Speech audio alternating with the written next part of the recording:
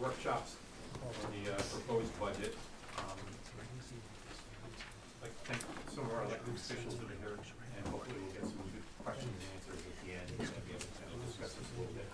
And for the board members, we'll have a chance to discuss and talk about this, but there's not going to be any motions for any changes to the budget until next week, and then final action will be the following meeting. So, without any further ado, I'm going to turn it over to our superintendent, thank him and all the administration for all their incredibly hard work they put into this budget. They've done a great job with it, and we really appreciate that. Thank you, everybody. Thank you, Mr. Chair. Good evening, everyone. Good evening, Board of Ed members, elected officials, administrators, teachers, district staff, and community members. I want to thank our excellent team of professionals, as Mr. Merriman said, for their hard work in the development of this budget. From staff at the school level, to our administrators, to our department supervisors, central office staff, all have put many hours of hard work throughout the development of this budget. I'd like to specifically acknowledge Craig Powers, Joe Mancini, Kathy Ballone, Pam Teneski, Karen Kopek in our business office, Amelia Santangelo, and Caroline Whitaker for their countless hours of assistance over the last several months. As you know, this is a process that begins in late September, early October. Each year at Convocation, I lay out a theme, a mantra of sorts that frames the year ahead. That theme at Convocation is then used throughout the year as the basis of our work as a district. The Convocation, this theme, as featured on the opening slide, is, will it make the boat go faster? This mantra, based on a story about the British Olympic rowing team, is about staying focused on the foundation we've built and not losing sight of our mission and goals. It's about not succumbing to distractions. It's about having the conviction and discipline to see our work through. Throughout this year, our team is asking, will this decision help us achieve our mission? Will this action help us achieve our mission?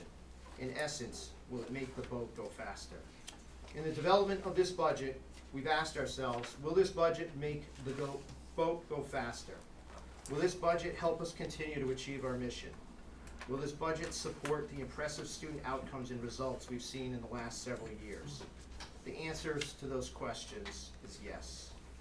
I believe that the proposed budget continues our commitment to maintain a high-quality education for our students and our responsibility of careful consideration of fiscal resources. I mention each year that budgets always come down to needs versus wants. The proposed budget encourages teaching of the highest quality and provides for the necessary professional development to support district initiatives and our 5-year strategic plan. This proposal preserves class sizes that Waterford is accustomed to, our course offerings, a strong extracurricular program, and a continued investment in professional development and curriculum renewal in order to maintain and advance the quality of programs and teaching. With all of this said, this is not a status quo budget.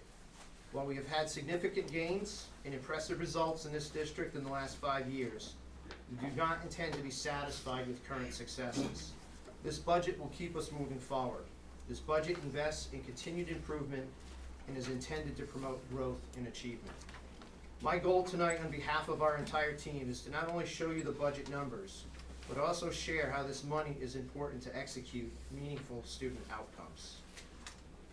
We're a mission-driven school district. The decisions we make, the programs we implement, the dollars we ask for, and the dollars we spend are directly tied to this mission.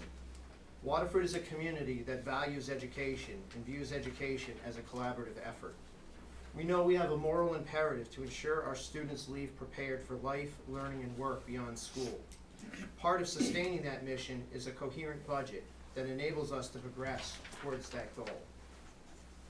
Each year, this Board of Education sets strong goals in alignment with our district's mission and in alignment with our strategic plan. These goals serve as a roadmap for administration and staff for the year. The goals also serve as another set of guidelines in the development of this budget. We are in the 3rd full year of implementation of our district strategic plan. We have clearly aligned our goals and work in the district from board goals to classroom practice. A district data team is in place to ensure alignment with our belief as a district that sound decision-making is predicated on evidence and information. The FY21 budget continues the goals and objectives of the strategic plan, which I will highlight throughout the evening. Our work as a district continues to progress in a very meaningful and purposeful way that will continue to benefit our students and enhance an already very successful school district. Our continued focus on transferable skills, those skills that will allow our students to be successful in whatever they pursue, is comprehensive and deliberate. Our data dashboard has been rolled out across the district, giving our teachers and leaders accurate, timely, and comprehensive data on our students, progress on school and district goals, our needs, and our successes. The actions we take as a Board of Education and as a school district should actively contribute to what we do next. What we've already built will absolutely help us with what comes next. Our budget is one very observable way that tangible support is needed and vital. School districts require resources of time, energy, and money to continue to grow. I want to spend the next few slides highlighting our success and results as a district. Our school district is seeing extraordinary results on many, many measures at a time when our needs continue to grow exponentially, which I will talk about a little later on. One of the most visible ways districts can measure their progress is performance on the SBAC assessment. SBAC is a state-mandated, statewide assessment administered to students and children in grades 3 through 8. Waterford has seen tremendous results on SBAC due to the hard work of our teachers, leaders, and most of all, our students. Our continued focus on math, as highlighted this week in the New London Day newspaper, is evident. Increases of 52% in math in 5 years and over 6% in language arts are strong indicators that our students are learning at high levels. Continued results. What do these SBAC results actually mean in a tangible way? What do these numbers on a page mean? It means 258 more students are meeting and exceeding goal on SBAC math than were before. It means that 71 more students are meeting and exceeding goal on SBAC language arts that weren't before. Extraordinary results. It's one thing for us to recognize our own progress, but having the Connecticut State Department of Education validate your work is another level. We're achieving math results, particularly at the middle school, that few, if any, district in the state are achieving. As many of you know and read about in the paper, the Connecticut State Department of Education Performance Office and the Chief Performance Officer visited us last week to see our math instruction up close, not to pat us on the back, but to see what we're doing so that it may be replicated across the state. He mentioned professionals who trust one another, willing to take risks and grow, engaging students, energizing, invigorating, building deep learning, pushing students to think deeply around critical concepts, and remarks such a fundamental change to teaching practices requires sustained coaching and support. Let's continue to talk about results. On the spring 2019 SBAC, we achieved the highest English language arts scores in district history, with the highest percentage of students in the exceeded band. We've achieved the highest math scores in district history, with the highest percentage of students in the exceeded band. Our middle school SBAC gains are being recognized around the state, being asked to present at a statewide conference, which prompted the visit. In 5 years, we continue to raise our percentage of students in a measurable, meaningful way going to college. Let's continue to talk about results. We've seen a 331% increase in 5 years of students taking college credit-bearing courses. These are courses that are accepted by universities, courses that our students will not have to take in college, thus saving our families money. We have 937 courses this year being taken at our high school. Taking a UConn number of 570 a credit, Waterford families will save $1.6 million this year in tuition. Let's continue to talk about results. You may have seen this Sunday article in the New London Day about the Next Generation Accountability Index, which Connecticut calls the district report card. It measures districts on 22 indicators of district progress, including state assessments, English proficiency, absenteeism, college and career readiness, graduation rates, arts, physical ed, and this doesn't even capture all of them. You saw a chart in the New London Day On Sunday, the Day paper ran an article about the next generation results for the last 2 years. As you can see, Waterford has improved year over year and now ranks as one of the top districts in the region, even outpacing districts we are often compared to. Great Neck has been named a school of distinction for outstanding student achievement. Well, let's talk about Waterford in the context of the entire state of Connecticut. Of all the K-12 school districts across the state, Waterford ranks at number 42, ranking ahead of districts that the state considers to be in DIRGs A, B, and C, with Waterford being a DIRG D district. At number 42, this places us in that elite top tier of the top 30% of K-12 school districts across the state, on what the state calls the district report card. We rank ahead of over 24 DIRG A, B, and C districts on this comprehensive set of measures.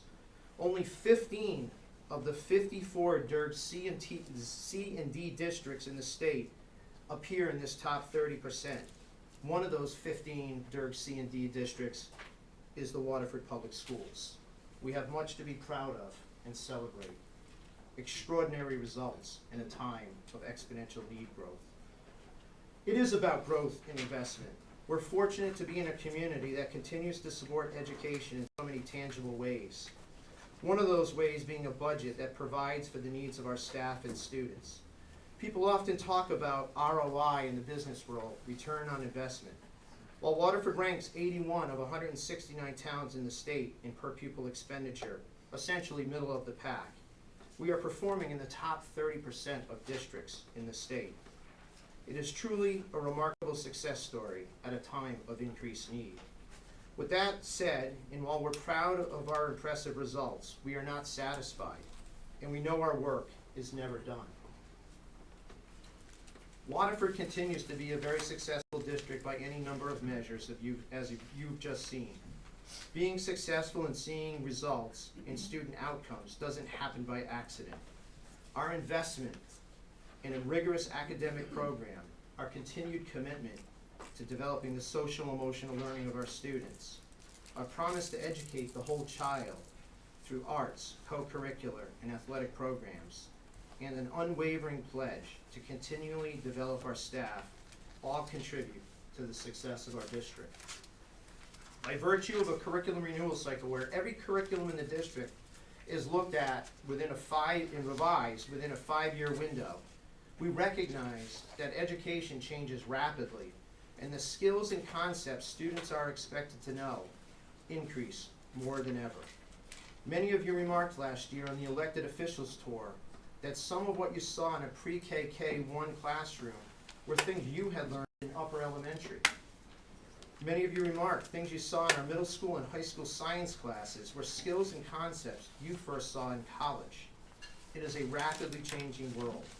Our students learn in very different ways in today's classroom, and more importantly, the efforts to have students learn outside the classroom continue to increase. We know that if students' social, emotional, and mental health needs aren't met, their chances of succeeding academically are greatly diminished. We have a robust team of mental health professionals, and we're fortunate to have school psychologists and social workers and school counselors across our district. But the job of meeting these needs is everybody's job in 2020. You will recall the rollout of second step in zones of regulation across every elementary school last year. You will recall our adoption of See Something, Say Something and Wingman at the secondary level as very tangible examples. In addition, we have many mentor programs set up for our students, including one with our very own Waterford Police Department. Recently, Kathy Blown and I met with the Community Foundation of Eastern Connecticut to begin to explore a potential partnership around bringing more services to our students and families in Waterford to meet our ever-increasing needs. We will be conducting a comprehensive needs assessment that we will share with them, which may open the door to more grant opportunities that we don't qualify for due to our town wealth ranking. For some of our students, the opportunities in the arts, co-curricular, and athletics provide the motivation to come to school each day. The arts, our before and after school programming, wraparound services not only enhance the academic program, but also provide that sense of belonging that many of our students would not otherwise have. At a time where many districts have cut these programs, this town continues to thrive, these programs continue to thrive in the town of Waterford and are valued as much as our core academic program. Our commitment to build the capacity of our staff and ensure that they have the necessary skills and knowledge to meet students' needs is a top priority.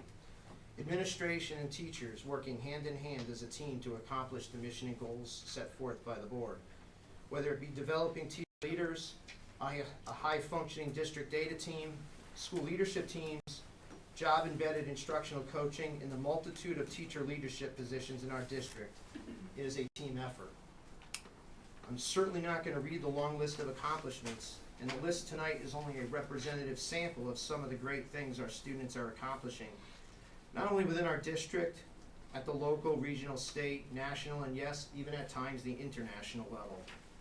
Under the guidance of what I consider to be the best team of professionals a district could ask for, our students strive to be the best they can be.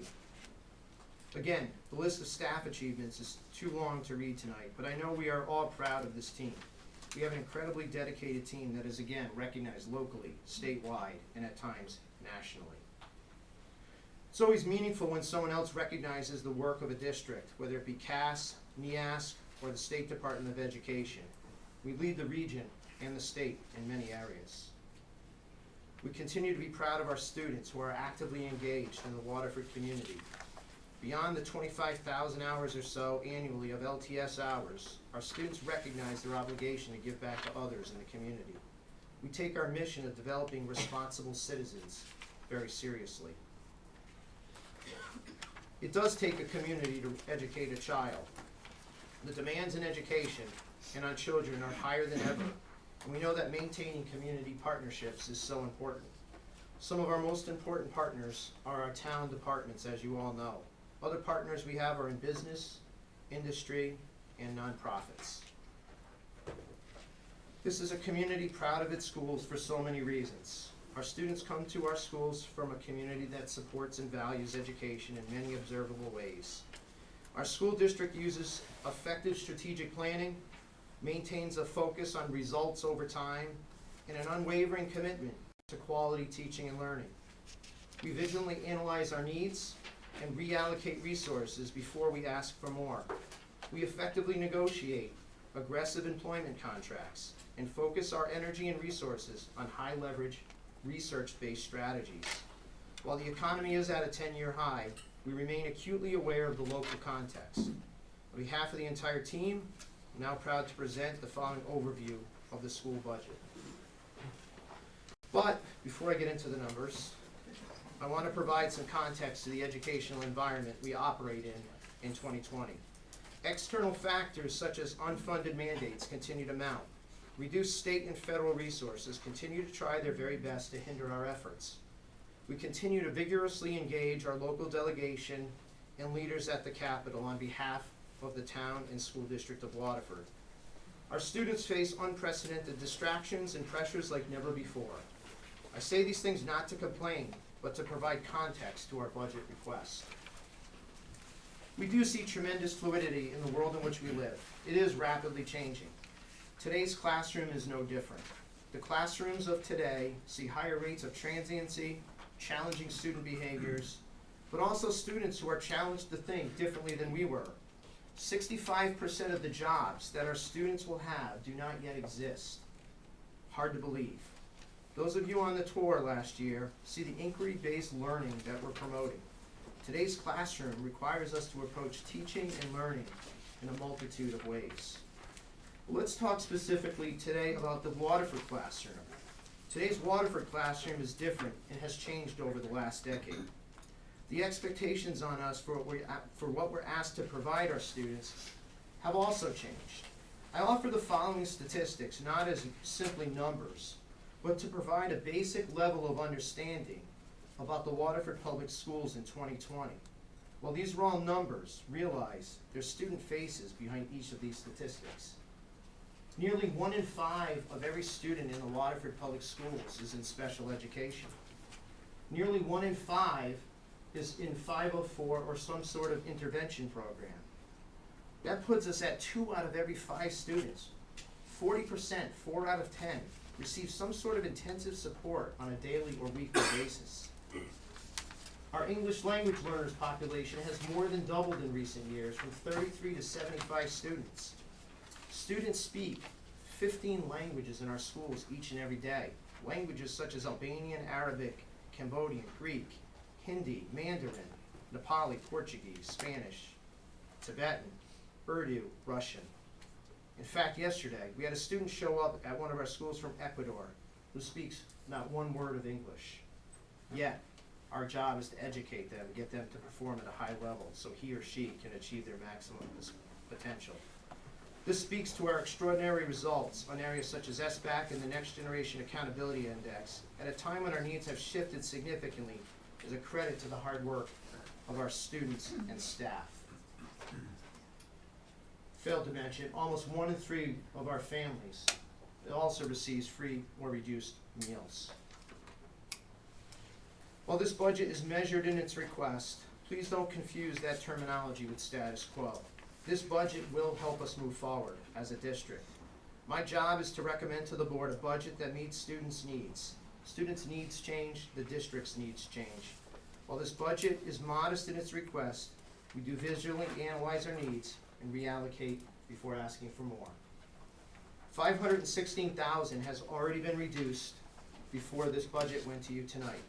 When building our budget, we employ a needs-based approach. What our administrators and directors submit to central office is provided to us with a rationale and is carefully scrutinized and prioritized.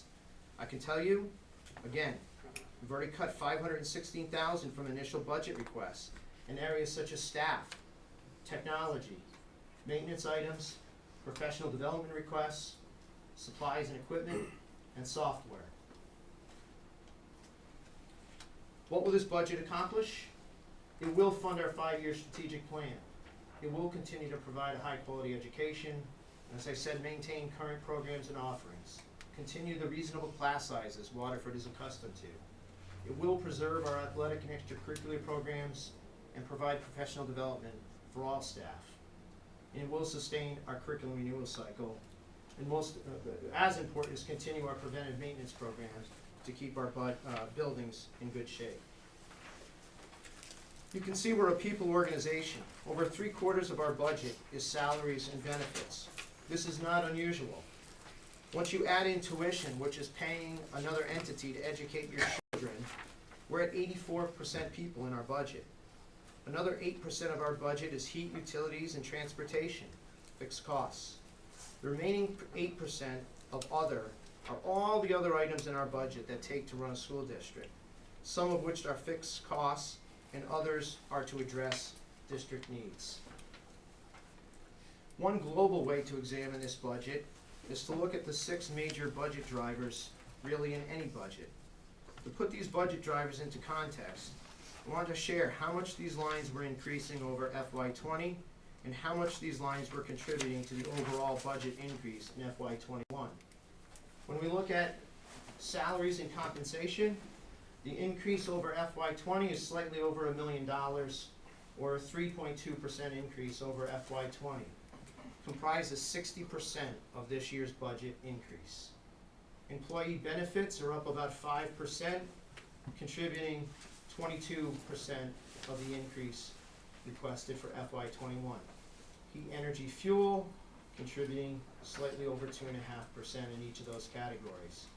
One area we are seeing favorability due to the hard work and development of in-district special ed programs, you are going to see a sizable drop in tuition.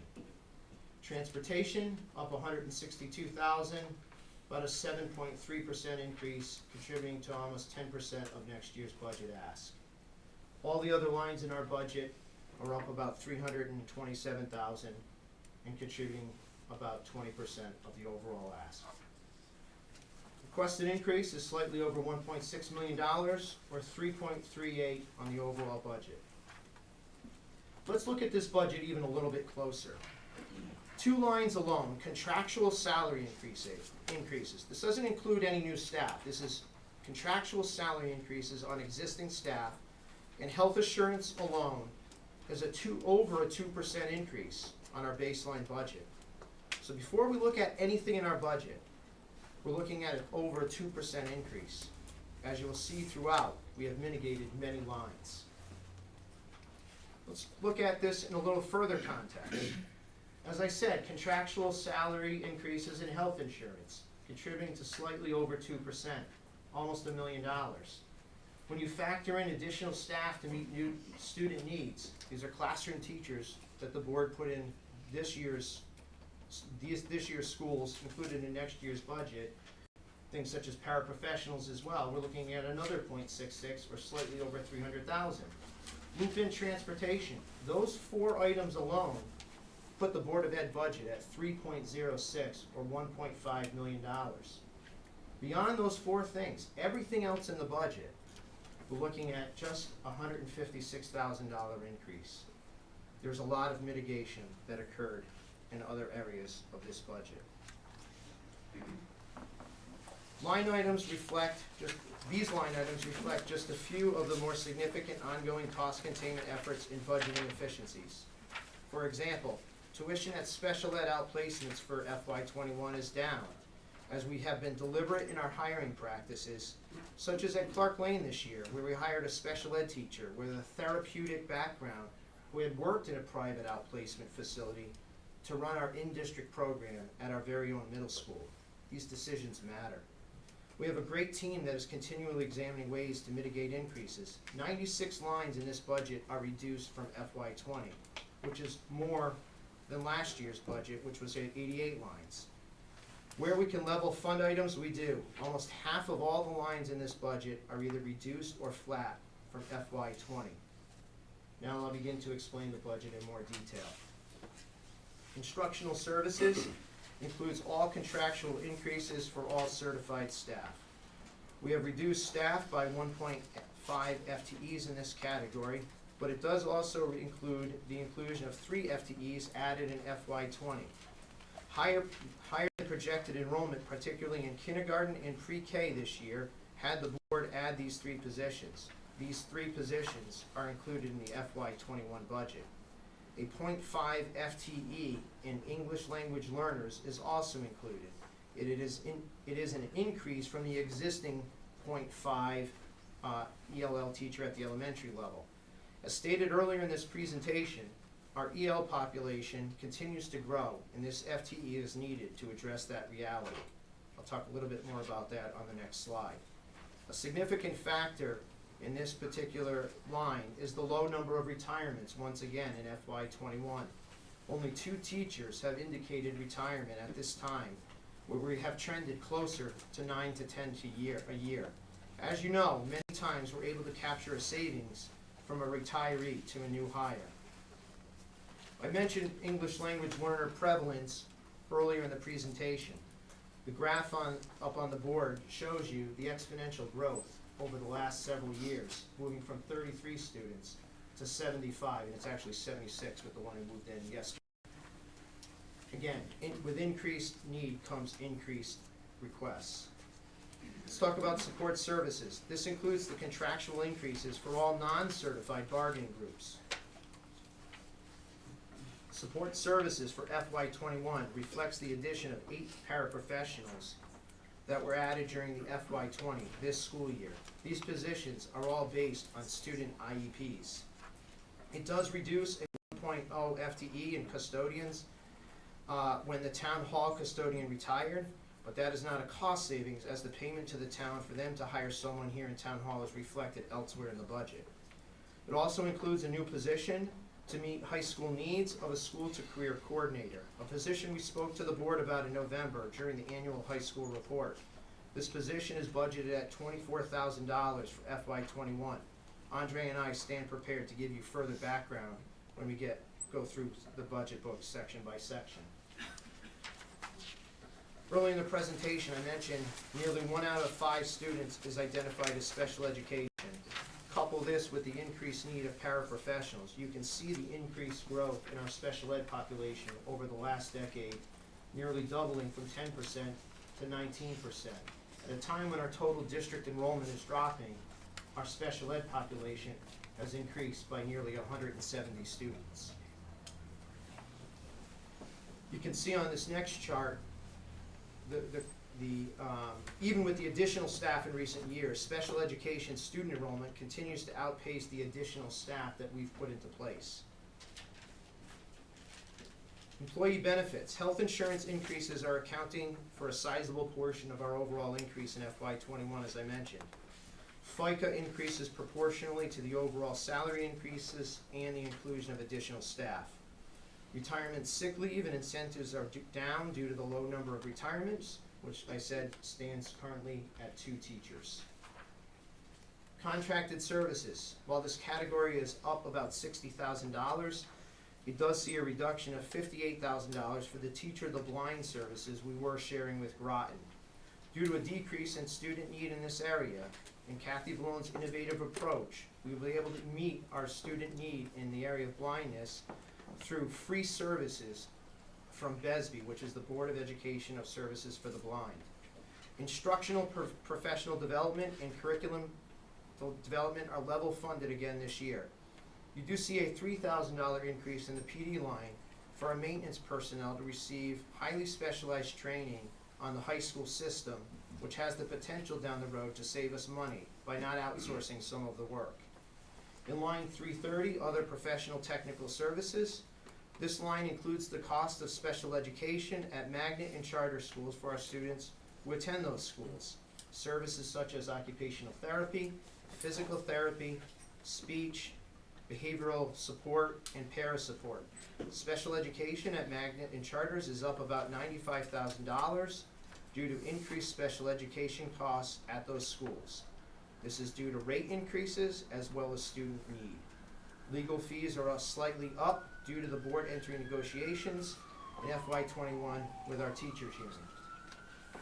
Transportation. FY21 will be year 4 of 5 of a 5-year contract for transportation, budgeting the contractual 3% a year. Also included in the budgetary increase in transportation, we have budgeted for moving the buses back to the Route 85 location as the municipal project winds down.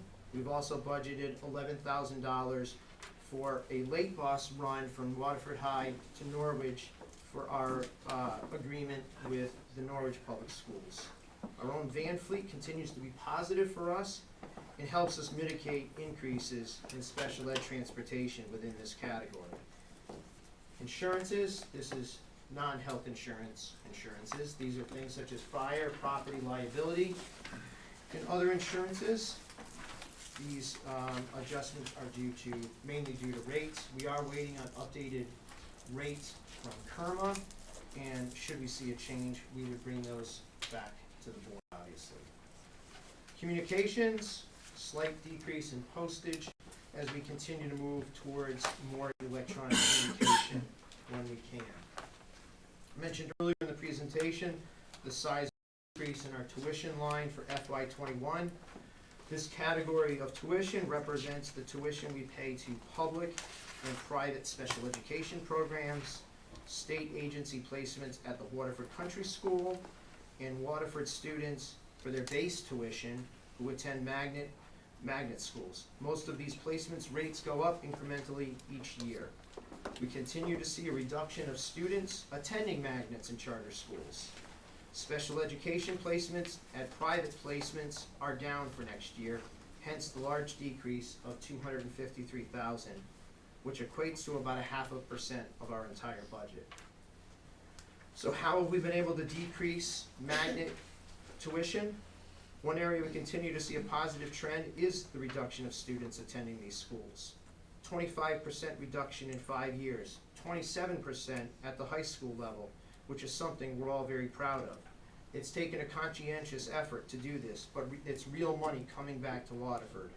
Parents and families are seeing our results.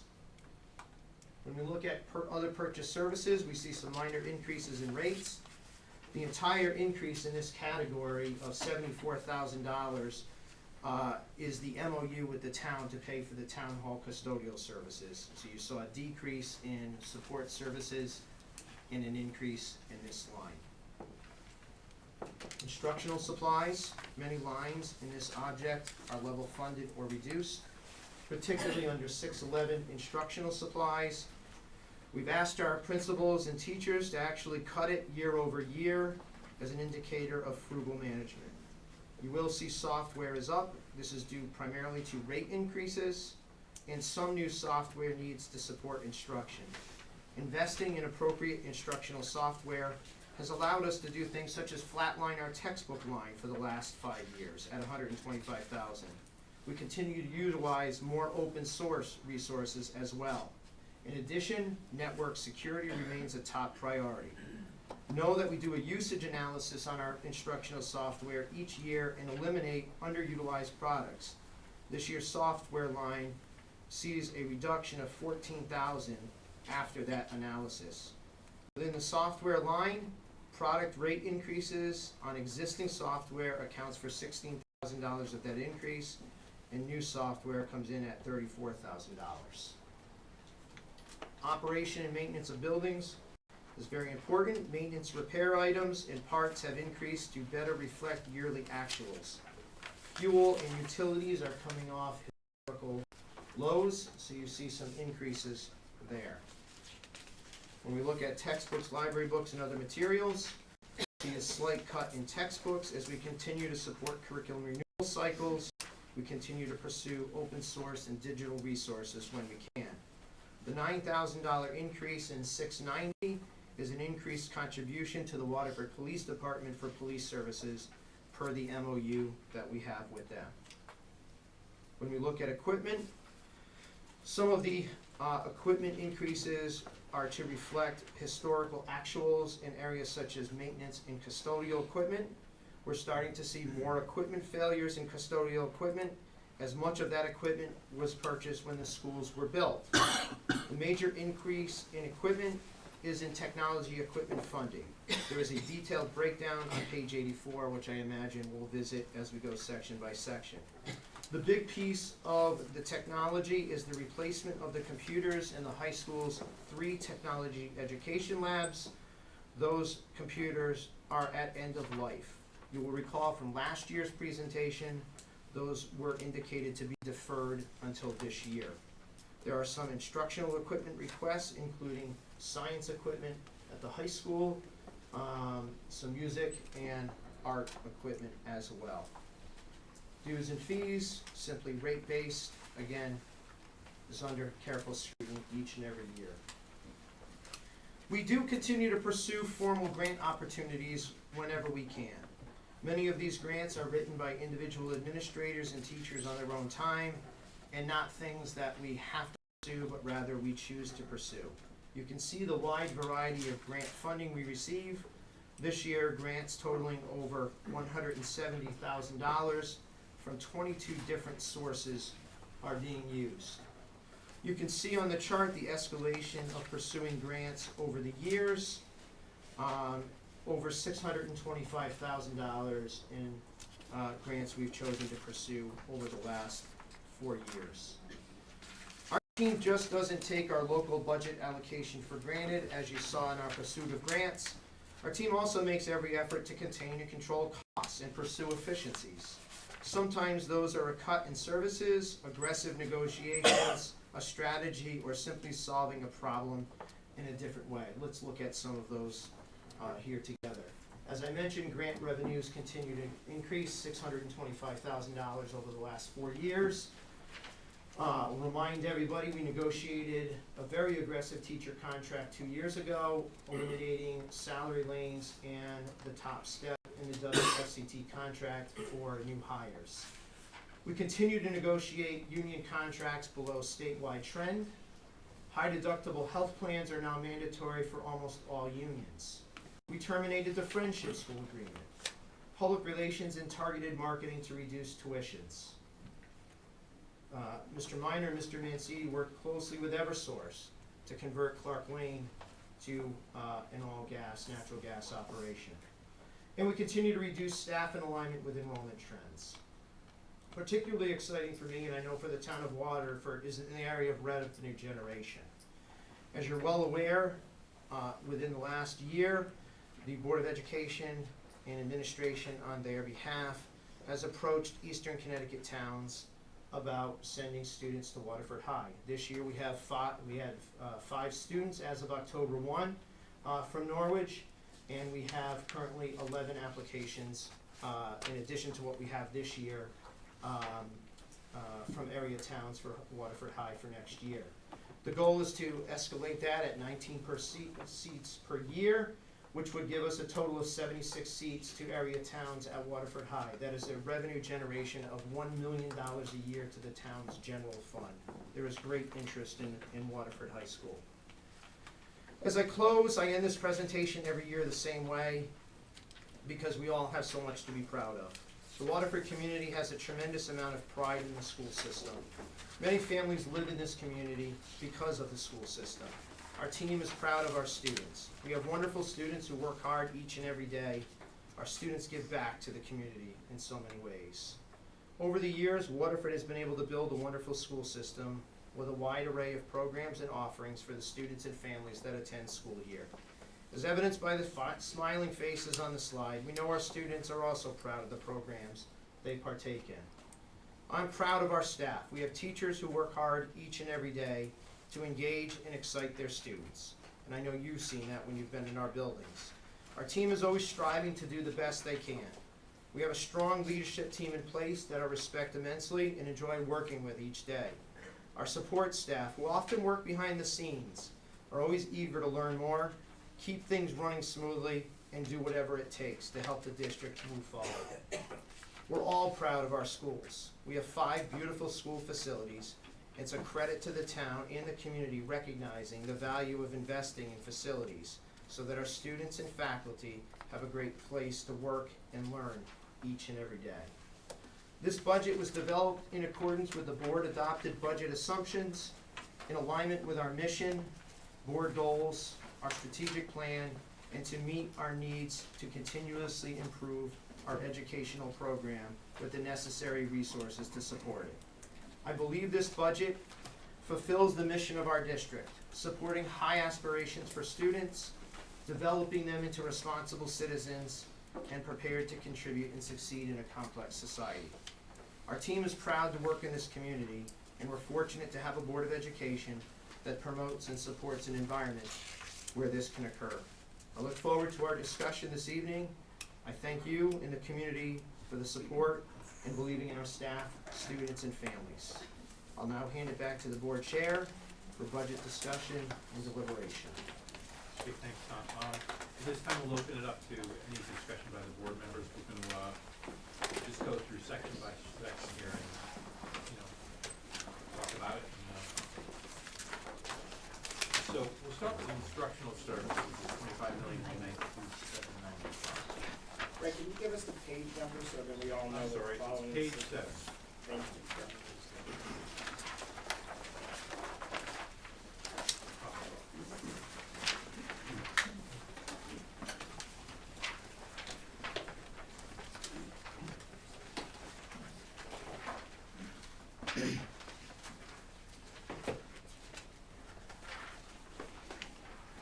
Anyone have anything here? Yeah, I can do 275. 275%. Can you tell me what per diem guidance is? Yeah, so sure. So our guidance, we have 3 guidance counselors at the middle school and 4 guidance counselors at the high school, commonly known as school counselors. We still list it as guidance because that's the term people are most familiar with. They have a base salary as the other teachers within the bargaining group, but there are per diem days during the summer that they work for scheduling and transcripts and things like that, and our principals would certainly be prepared to answer in more detail, but it's contractual days within the WFCP contract, So that's an additional cost on top of their base salary. their base salary? Yep. Anyone else? Go on to page 17, which is support services. I don't know if people have questions in the detailed pages from 10 to 16, but. No, yeah, if there is any question of the details at all, What does the, in-school suspension staff do when there's no students? So there are 2 in-school suspension rooms, one at the middle school and one at the high school.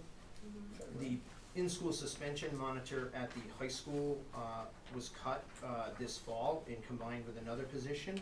At the middle school, that is staffed by an in-school suspension monitor. And I know Mr. Sachs is here and can speak more eloquently to that. When we don't have students in school suspension, she is a tutor in various classrooms, so she travels through all grades, all classrooms, and she assists teachers, works one-on-one with students, works with intervention students. She really thoroughly knows our curriculum, 6-8, so when kids are sent to her, she knows exactly what they're working on. She's got great relationships with the teachers. But not a coach No. position necessarily? No. And what, in high school, what does that person do? So there is no in-school suspension. We cut that position and we combined it with the LTS coordinator. I know Mr. Hauser provided some data to the board about how often that room, I don't wanna say every day, but it's nearly every day we have students in there. It'd be great if we could reduce that. But that position is staffed nearly every day, and when it's not, that position is doing the other body of work, which is the LTS work and the Perkins grant coordination. So it's one person wearing 3 different hats for that job.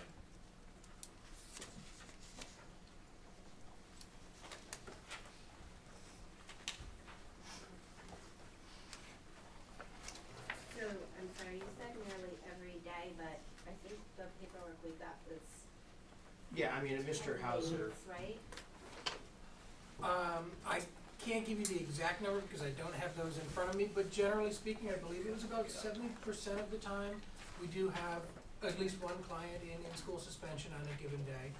And the rest of the time, remember, this is a position that is also doing the learning through service coordination, which ideally has a lot of one-on-one work with students, but that can't be done on days when there's anybody in ISS. So that really becomes an urgent need on those other days, to be able to meet with students, answer their questions, work with them on finding LTS opportunities and coordinating that type of work. What are the hours of that position? Just curious, because I'm assuming in-school suspension is during regular school day, Yes. correct? Okay, so, all right. And I think when we've seen a job description, it's a pretty substantial amount of work that's required for that position.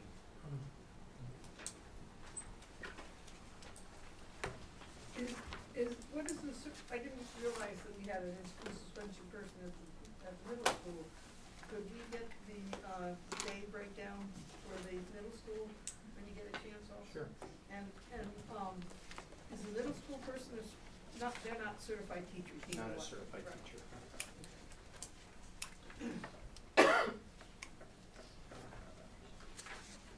Is the one at the middle school a certified para?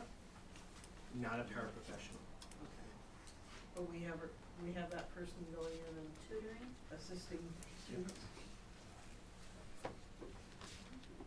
Just for clarification, there's no certification for para, it's just, Yeah. I'm I sorry, took it say- as not in Yeah. the para union. Right, That's how I okay. took it. I don't know if that was the intention, but. Oh, I thought there was a paraprofessional certification. well, there's a threshold to reach, so either a para pro test or an associate's.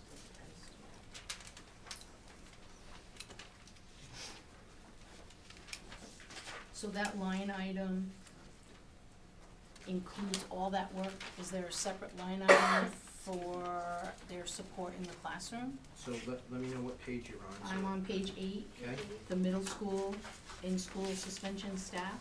I know, it's all inclusive. That budget is all inclusive, Yes, and then the LTS on page 18 includes in-school suspension as well. These are Yes. all inclusive correct. budget items. That includes LTS, in-school suspension, and the Perkins piece of the job. Perkins piece. Yes. Grant management, it's a particular grant at the high school. They're listed in the budget detail pages as one salary, and they appear on page 18 as one salary. There's no other money associated with that position.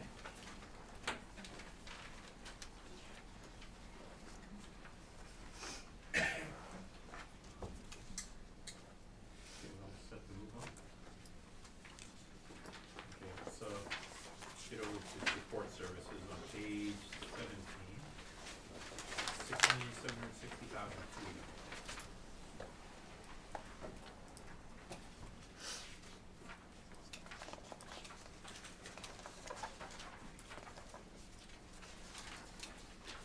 Is the crossing guard for the middle school? Correct. Does do the police also do most of the crossing guard work like that? So we looked at that probably about a year ago. Do we need both? And from discussions with the chief is they can't necessarily always guarantee coverage at that intersection because sometimes they're called away. The other thing the crossing guard does is at the end of the day as well. And the reason why there's an overlap with police service on that is technically a crossing guard cannot direct traffic. All they can literally do is cross kids across the street, which is why Chief Money has had to at times double up with police on that.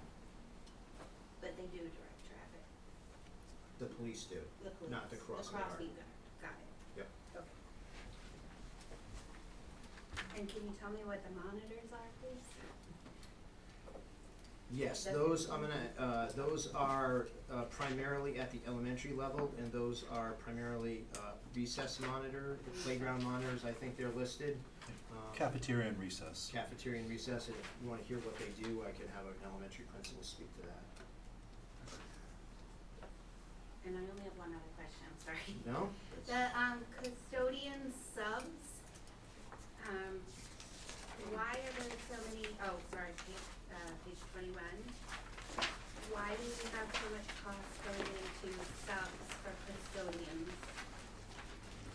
Or is that, are you, Yeah, so I mean, it's, I think we're looking at about, requested 89,000 for next year. And that's obviously due to sick time, personal time, vacation time of existing custodial subs. I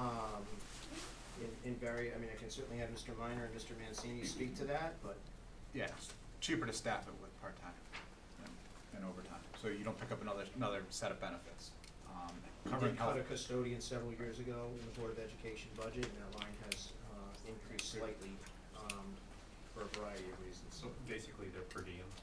yeah, and if you look, it's essentially, we're truing up to trend. Last year, I think we spent like 110,000, or thereabout. Bottom line on page 21. 18, 19, it says 95,000. 95, sorry.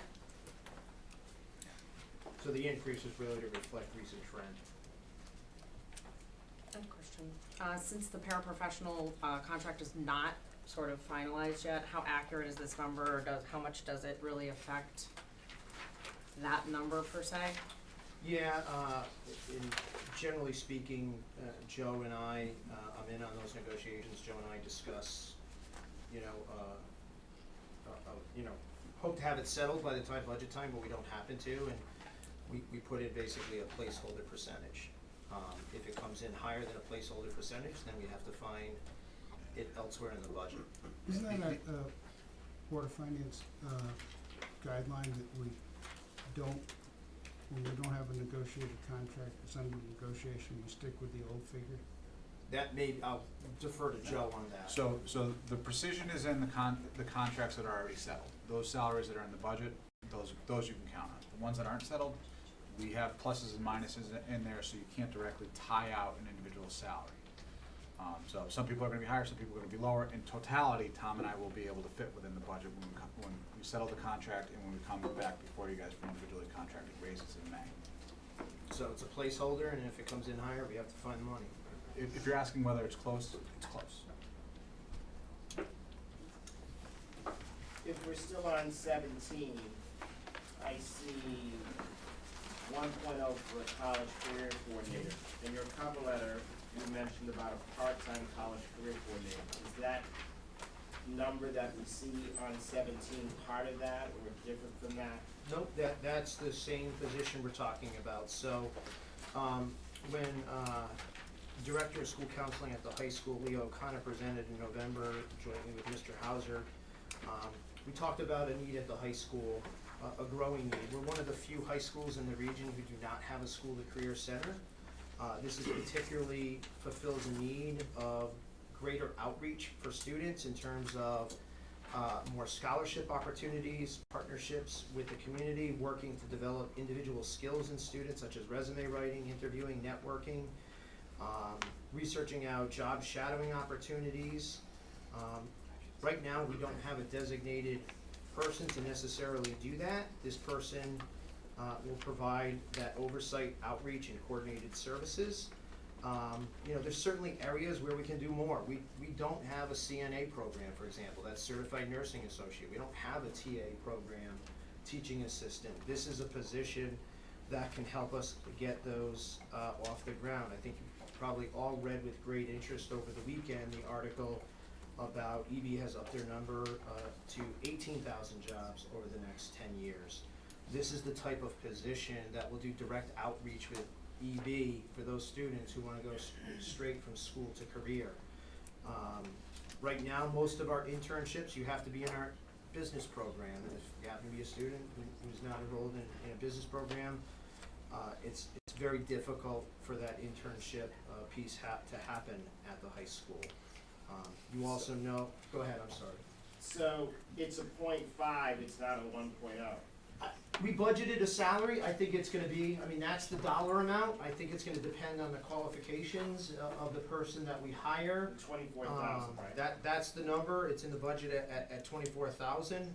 I think we looked at about a $20 an hour position, in terms, and then, you break down the hours from there, but we're looking at it as a $20 an hour position. You're talking full-time.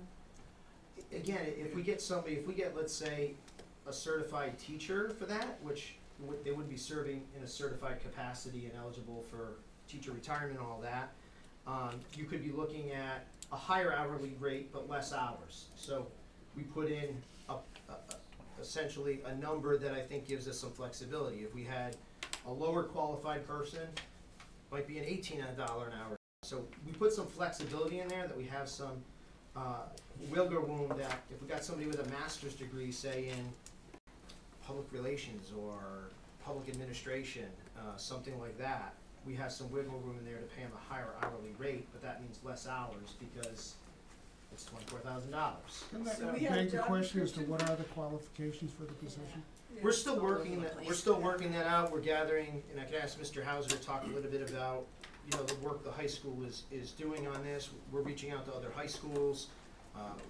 contacted about 10 or 15 high schools already. We've gotten their job descriptions, what they typically have, paid and things like that, and that is under development. So, let me ask you a question. I have a couple questions. First, how many guidance counselors are there at the high school? There are 4.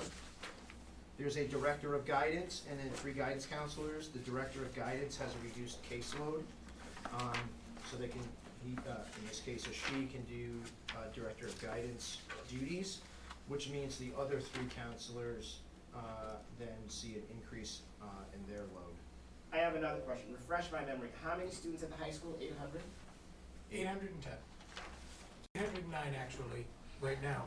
It'll be 810 when we finish the paperwork on our new. So each counselor roughly has 200 kids. So with that being said, It's actually more than that because the director has a reduced caseload, so the other 3 The have higher caseloads for the caseloads. other 3 are between 220 and 237 students right now. so this college career coordinator that's part-time, based on the things that you said, how is that position different, or what would they be doing different from what the LTS person does? So I think it's very different. So the LTS coordinator is really focusing on volunteer hours. This is more about career development, outreach to employers, and hooking our students up with employers and potential employers. The other bucket of work is around college readiness in terms of, sharpening their resume and scholarship opportunities. I know Mr. Howes was prepared to Okay. share more details. Absolutely, I'd be happy to.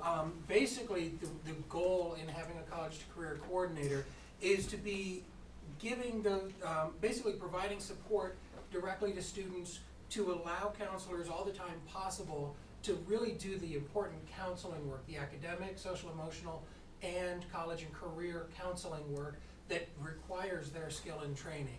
There's a lot of other work that goes on in that department, or that could go on if we have the staffing for it, that doesn't necessarily need their skill set and expertise, but does need somebody dedicated to it. And as Tom mentioned, there are 4 big areas that this would fall under. First is support for students in the college and scholarship search area. Second is support for students in the career search process. Third is student and parent programming. And the last is that community outreach, which is becoming more and more important to us. And just to stay with the community outreach piece right now, we are currently working with the Eastern Workforce Investment Board to create a youth manufacturing pipeline at Waterford High School. This is something that until recently has only been done at the community college level, but we are one of the few schools in Eastern Connecticut that's working with EWIB to set up a program.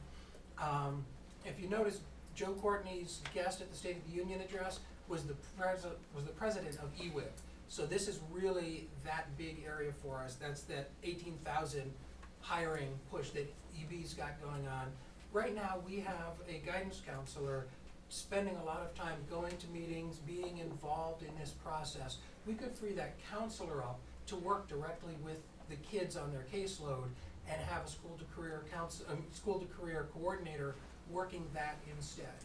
As our kids are applying for college, there's a lot in the search process, navigating the technical aspects of the Common App, Naviance, things like that don't need the help of an actual counselor, but do need somebody, and this would be that person.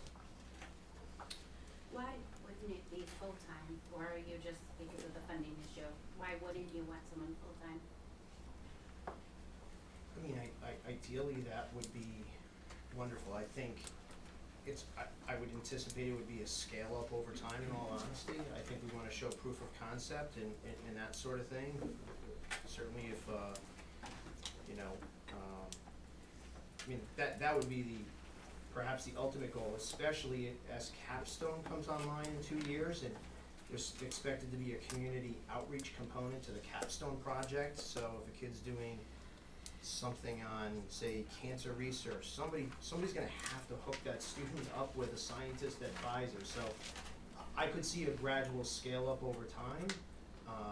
We did have a lot of internal discussion, and we think we're right sizing it at this time.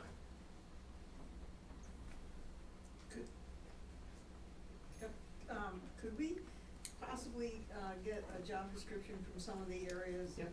That, I think, and I hate to, I'm glad you guys brought it up and not me, but this LTS and all of these seem to overlap an awful lot. And we're paying $60,000 to an LTS person, and $24,000 to college career. I think we need to look at the whole thing a little more clearly. There are two different things, though. I mean, LTS is a graduation requirement. It requires that person to So track. is Capstone.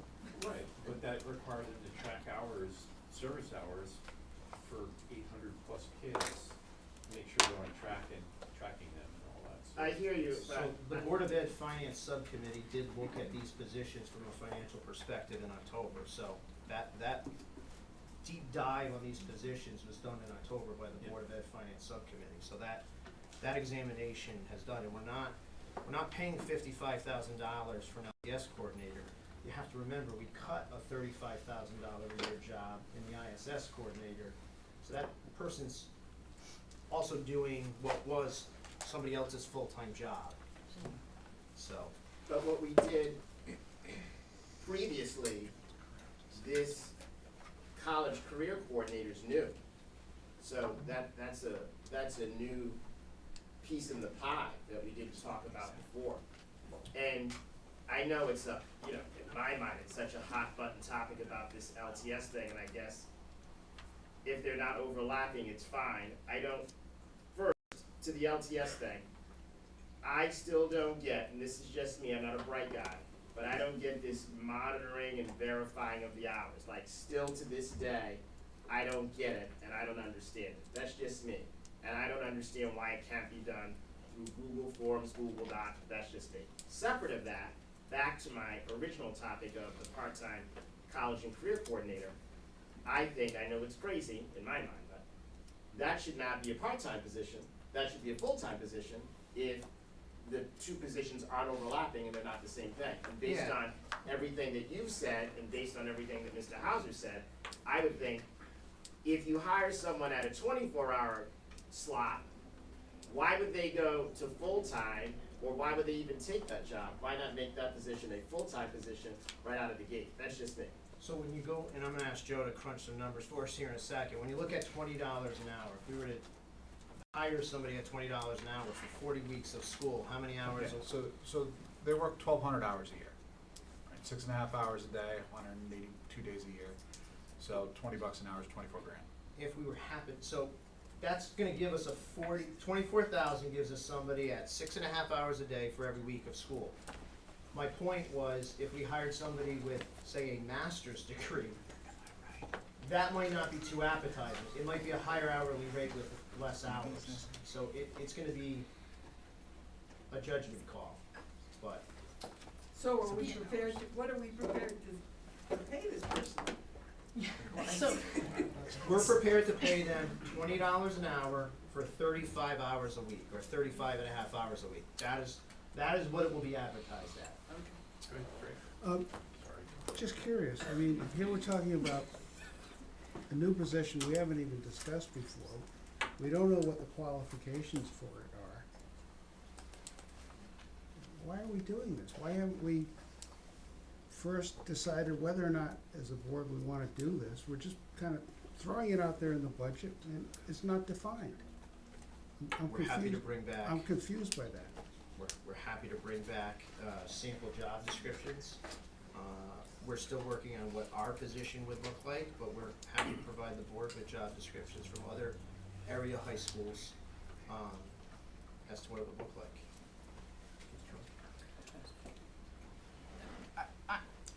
I'm just wondering what type of person we're gonna get for $24,000 that's going to be effective in this type of role. I'm not saying it's not an important job, I think it's very important.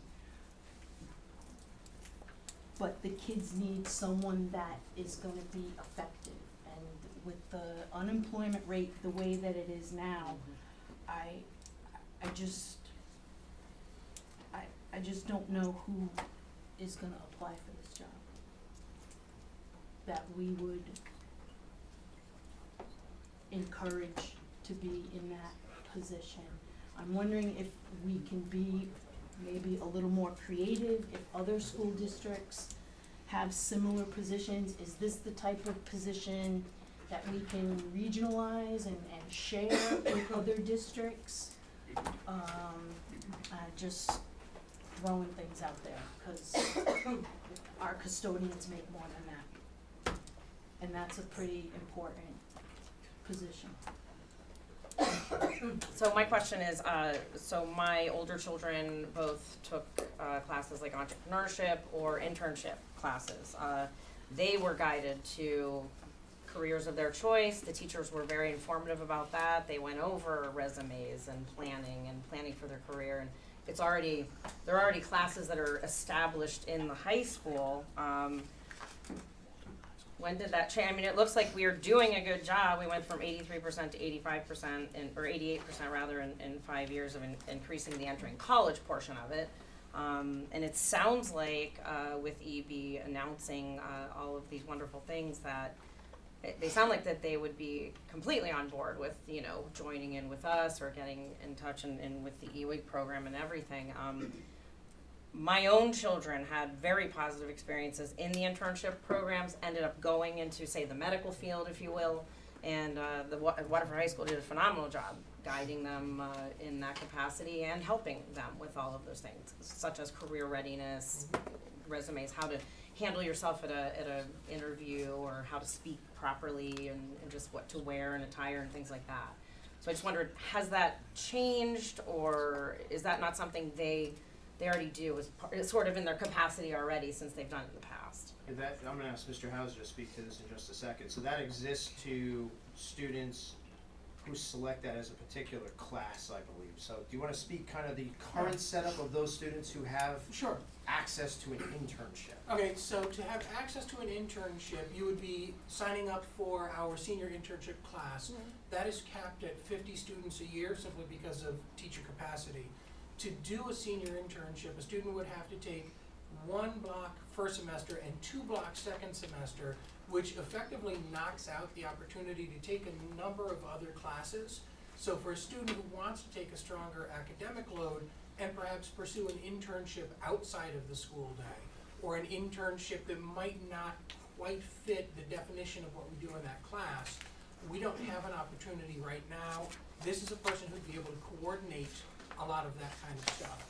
Some of the other programming you mentioned that we do that you're absolutely right, we do a great job with. Unfortunately, it's very often it's things that don't need specialized skills of our counselors, but do need a dedicated person to be there and to be able to invest the time with kids. And this would allow us to free up those counselors to really work one-on-one with the kids who need that more direct, more counseling-related support. That's really the driver, is to free the counselors to do counseling and still provide high-quality support for kids in their post-secondary planning. Can I ask Mr. Hauser a question? This internship class, what is the class called? Senior internship.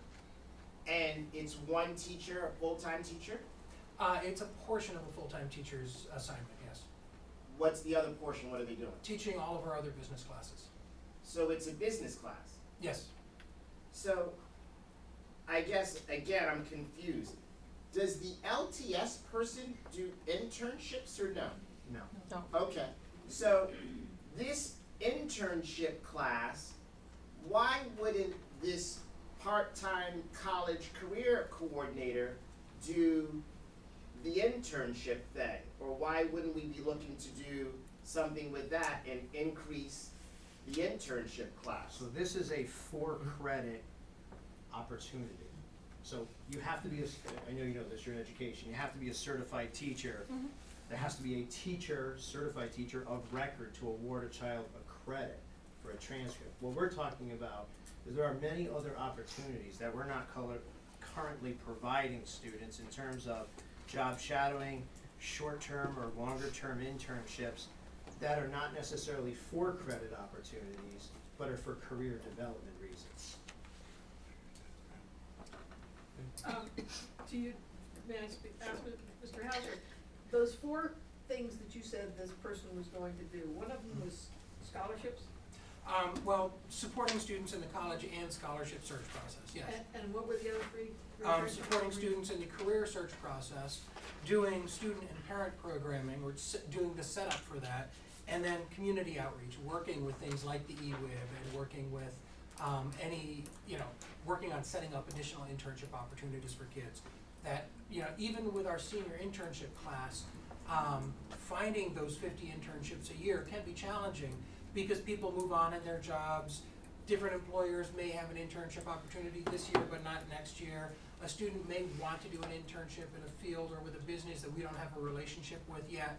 This person would be able to really do the legwork on getting all of that set up and ready for kids. So I think it would be helpful, the team will come back next week with a draft job description, because I think that will keep the discussion moving forward. Because right now, we're kind of talking in concept and not specific, so Yeah.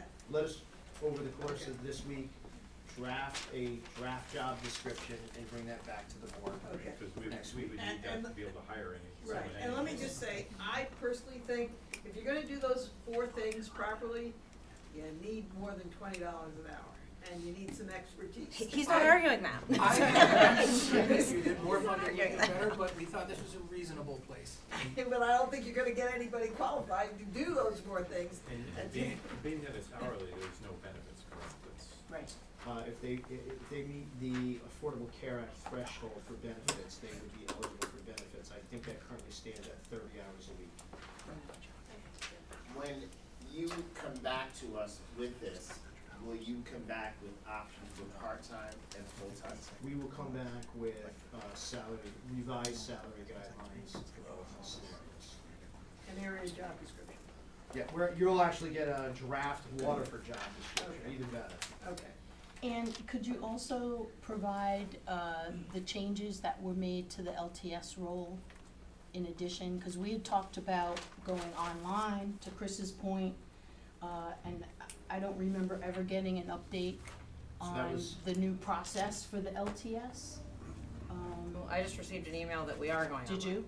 Aren't we? February, right? Well, but still, it's in the works, it's coming down the pipe, so. Right, but we also talked about standards, what the process was, what, There was an updated Friday note on that. Right. I know it was a lengthy Friday note, so it was laid Okay. out in Friday note, and that's in progress. Okay. I don't have much to add to what I put in Friday note. I just wanna clarify, when I asked the question, I was looking with fresh eyes and I really don't know where it went, but, it was, my support for a full-time position, actually, so, because I think it's extremely valuable and. We will look at it, we'll again look at the data we've gathered from other high schools, and if there's revisions necessary, we'll include that in our discussion for you next week. Any other questions in the detail section through page 24? I don't know, I just had to touch on the Common App and Naviance. I've found in just life experience and knowing people and having way too many kids go through the system already, that children who are have an intrinsic value to go to college and move on, do a lot of their own legwork, so to speak, on the Common App and Naviance. I mean, I have two 10th graders that are already obsessed about it right now, like, where am I going to college, what am I doing all this legwork on their own.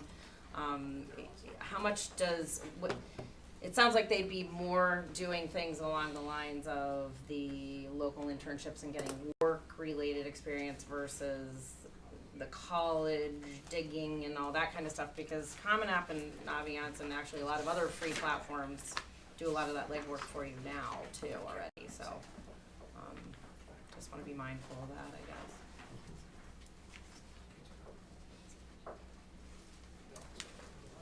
All set on that section. Okay, let's move on to employee benefits, page 25, $7,989,060.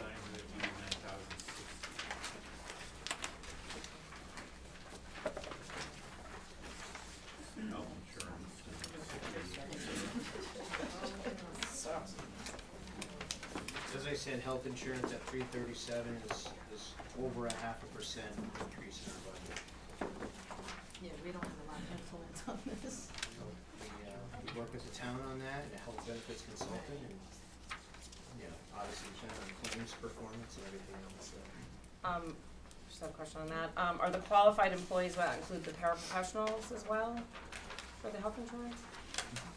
Anybody I'm that's in a assuming. bargaining unit contract, the benefits are Okay. laid out in that, so that does include paraprofessionals. Okay. Is there any way to know more about why they're, like, and obviously not tonight, but with the roadblocks and issues and things, or is that just private arbitration still, not?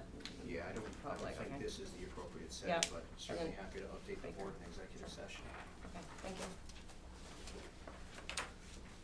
Okay, move on, page 30 is contracted services for $1,757,247. Structural services, PD. I have a question on professional development. We went up 2,000, which actually is lower than the 18-19 budget, by about 3,000, but, what did you, were you thinking of doing with that extra 3,000? Is just the same sort of PD?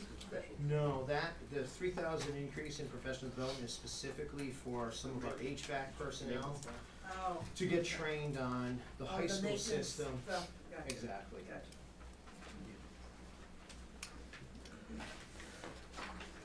And details on page 33 and 34. Anything on that?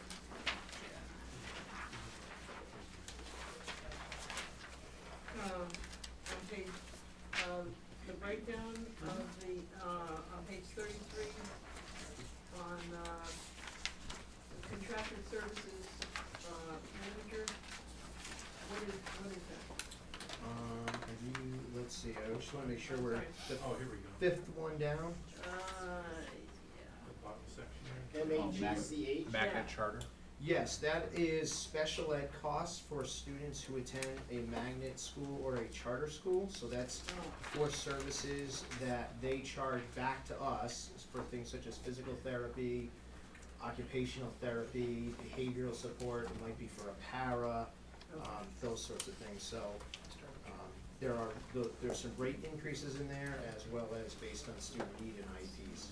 Now, with the dual language school closing, are we going to see some, possible, reduction in all these magnet and charter school issues? Not really, no. We have budgeted for 4 students next year at dual language for a grand total of $13,658. That's the tuition cost next year for those 4 students at dual language.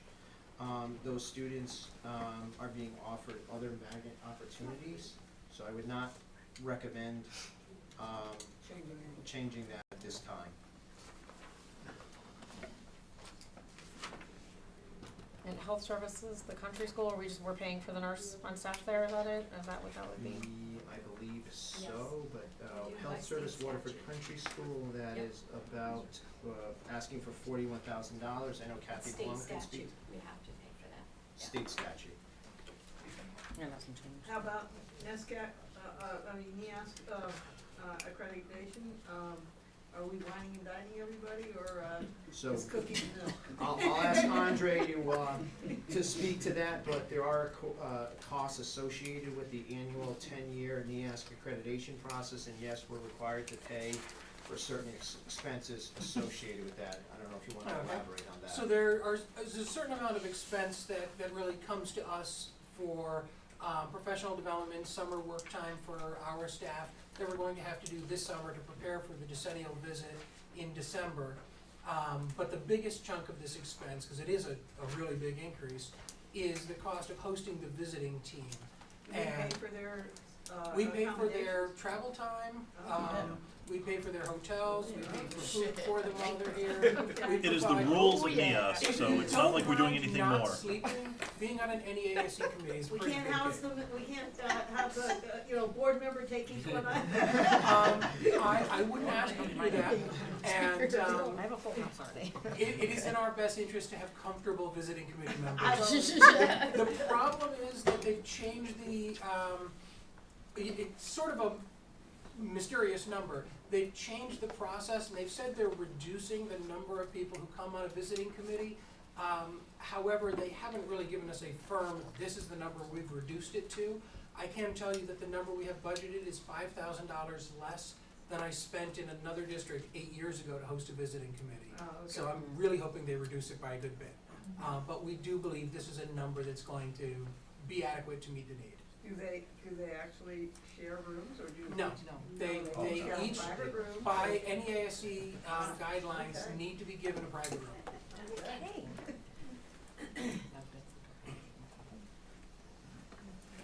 Ready to move on? Yep. Okay. Transportation, page 35, $2,538,600. I spoke a little bit about this through the slides. 3% of that is a contractual increase.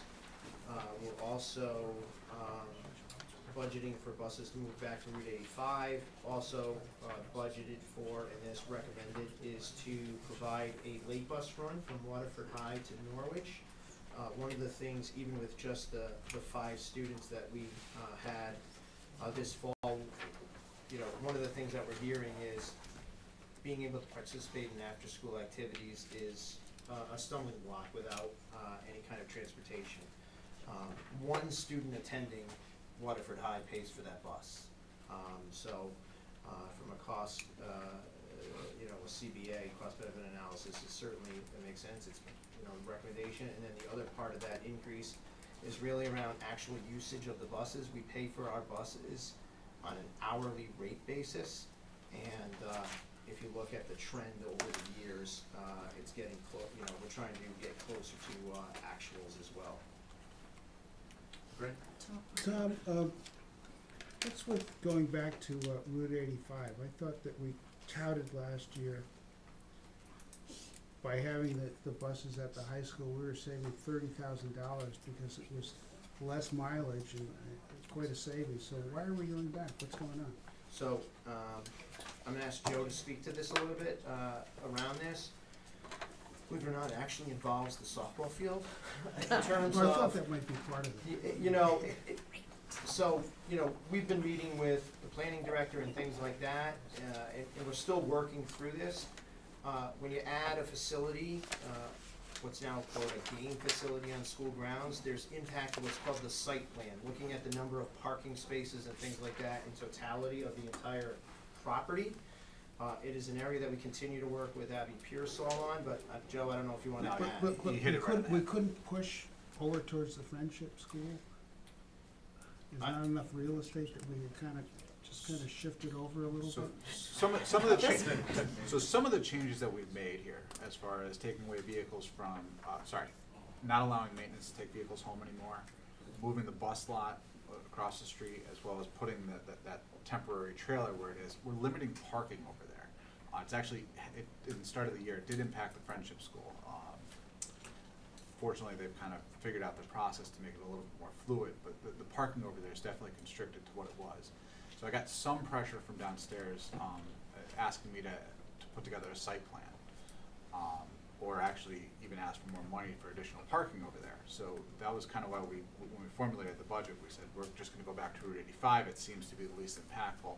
I mean, as good of an idea and as much as it does save money to keep them here, every time there's like a football game that I have to move the buses, and let's say I'm moving to Great Neck, Oswegatchie, Clark Lane, I get complaints from the general public. I get voicemails on my phone saying, why are a bus over at Great Neck? I mean, heaven forbid we should park a bus at a school. But citizens take exception to it. So I'm working, like Tom said, we're working with the first selectman and Abby Pearsall down in planning and zoning. Historically, when the high school renovation occurred, the former chief of police worked with the site plan to basically say Friendship School parking would be kind of in front of what is now the IT maintenance building, and staff parking for the Friendship School was actually where the bus lot is now. So when Joe said that did impact it, we have some parents that are parking in the main lot of the high school now and the town hall lot. But the town has substantial property back there. And if it's gonna be a savings of $30,000 a year, which is only going to go up with time, wouldn't it You're make saying more sense clear to more acreage and not go back to Route 85? If you have to get a few irate phone calls from time to time, but long term, doesn't it save money to explore with the town, moving that site Yeah. onto town properties, No, so you can keep realizing that savings? Absolutely. I would agree. Having said that, even if we do end up here, I'm probably still gonna need that, I think we put $35,000 in for it. So as you're also aware, during the capital budget for last year and this year, we requested $75,000 for the manufacturing of the new building. So 150,000 in totality, to put up essentially, call it a temporary classroom, but it's gonna be a temporary office building that'll stand for the next 50 years. There are additional costs to putting it across the street, because I'm not gonna be able to put it where we originally planned on because of the parking constraints. We're gonna have to put it all the way in the back of the lot, which means you're gonna be running more, for electricity further, water further, and sewer Plumbing. further. for sewage. It's certainly something I'll ask Joe to bring up in conversations with the planning director around expanding the actual blacktop area to accommodate more parking. Yeah, there's a lot of wasted space over there. Good. Tom, any movement at the state on the busing regulations on a seat for every student? Not really. So I had worked with Representative McCarty last legislative session. She actually proposed on that, it did not make it out of committee. The fallback position from the Education Committee at the Capitol was that they were gonna have the State Department of Ed issue guidelines to districts, that they could develop basically an opt-in or opt-out for families on transportation, so we could actually do it based on actual ridership. It's been 10 months, and that guidance has not come out, so. Not that we plan a seat for all 2,500 students, but we have to, Joe can speak more eloquently to this, you have to develop runs that if more students take the bus than on a typical day, you have to have a seat for them. And they have to be able to get to the schools on time. Right. Yeah, so the addition is, because the high school is your first run, and it's a 4-tiered system, because we still pick up some kids at the Friendship School, that while there might be a lot of empty spaces in the high school run, it's the efficiency of time to ensure that all the buses can get to the middle school where they are at capacity, so that they can get to the elementary schools where they are at capacity. So longer runs mean more time as well, so it's that as well. The differential between the high school release time and the middle school release time is 20 minutes.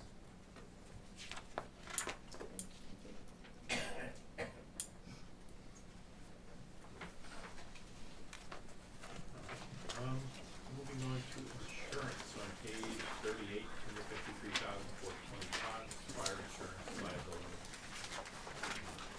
Again, this is primarily rate-based. Joe is, we partner with the town on KERMA, which is our insurer. These numbers will come back lower, but I don't have the final we don't have a numbers from the contract vendor. yet.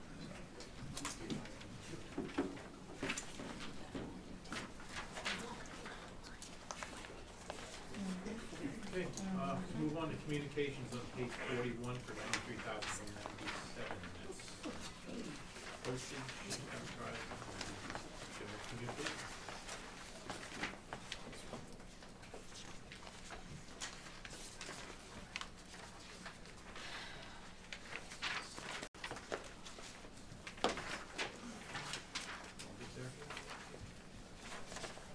Moving on to page 44, which is tuition, $2,481,735. It's our magnet schools. You can see the big delta here is a decrease in special education private placements. And, the team under the direction of Kathy Malone works extremely hard with our principals to, if appropriate for the student to be in one of our 5 public schools, that they're in one of our 5 public schools. So it reflects, that's pretty much the entire decrease in tuition.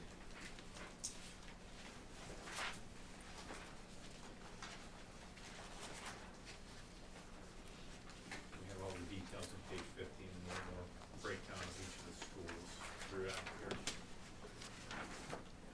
I have a question. So for the middle college, high school, it looks like one of the, besides the STEM magnet middle, it's one of the bigger increases. But, what are we not doing that they're going there for? Because we offer quite a bit. I mean, are we talking to those people and saying, why are you at those magnet schools? I'll take this off. Why at those magnet schools? I will Just say, saying. over a couple months back, I actually took my mom to the movies in Niantic, and believe it or not, there was on the commercial for that particular school in the movie theater. Okay. So Go I think they're figure. doing pretty extensive marketing. Okay. But as you know, it's an extremely small school. I think it's an enrollment of about 50 students. It's on a college campus, hence the name Middle College. It's a pretty unique environment that I think if a parent's making that decision, it's obviously for wanting a unique environment. Lottery-based. It is a very Well, unique the arts magnet middle and environment. then, or just have middle, middle college. With that said, as I talked about, we've seen a 25% decrease in magnet enrollment. That doesn't count the friendship pre-Kers, that's just K to 12, high school in particular. So 7% drop in kids leaving Clark Lane and not going to Waterford High, so, I know that's something that, you know, you ask about and know that it remains a high priority, for sure.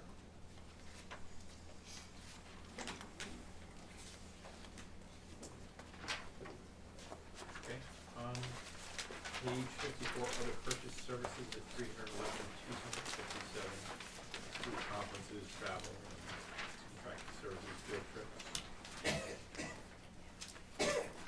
So the contracted services, the custodial is the town custodial issue?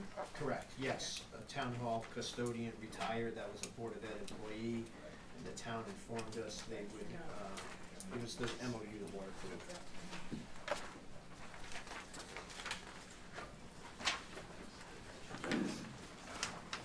Details on page 57. Brings us to page 58, which is instructional supplies. Wait, I'm Oh, sorry. On 57, looking at the field trips, can you tell us about the high school for 10,000, Great Neck for 8, Oswegatchie for 8, Quaker Hills for 8? Yes, the elementaries, a couple of years ago, a couple budget cycles ago, Craig presented to the board during budget season about the uptick in that, and that's really was embedding district field trips within the social studies curriculum.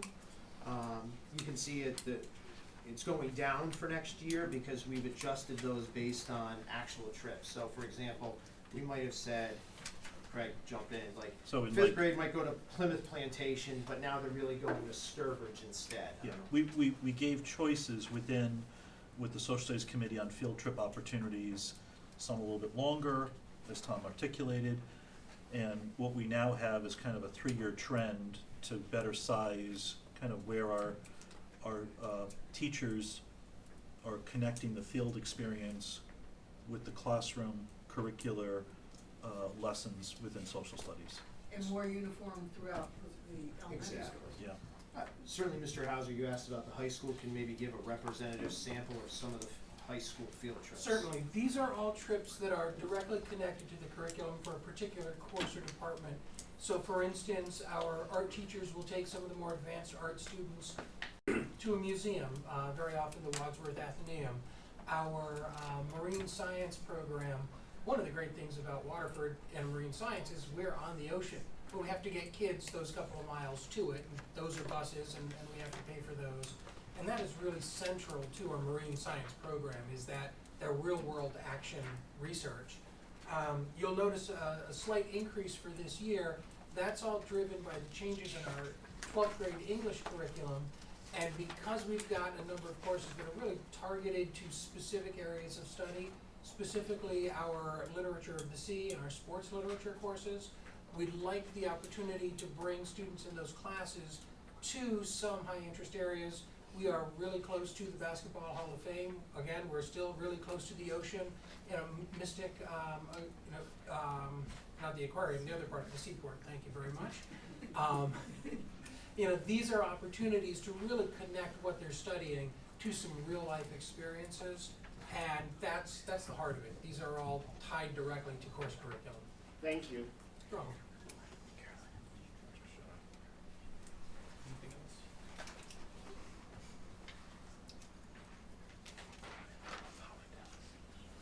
Okay, move on to instructional supplies on page 58, $807,930.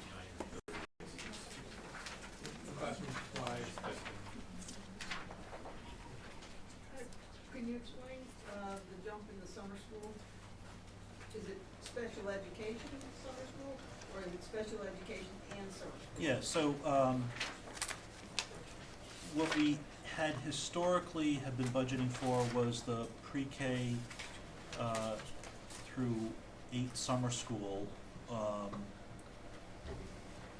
Working with our business supervisor, the 18 to 21-year-old summer program was also pulled from that account.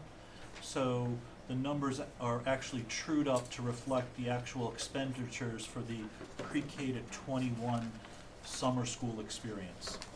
But it's all special education.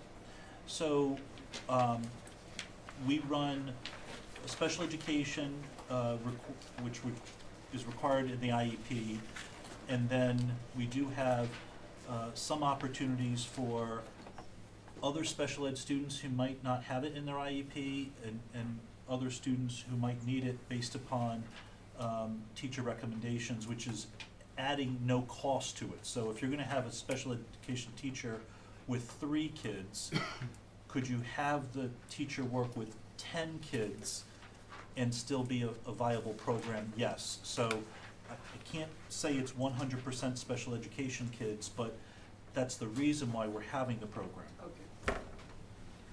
Because it's mandated. Yes. Gotcha.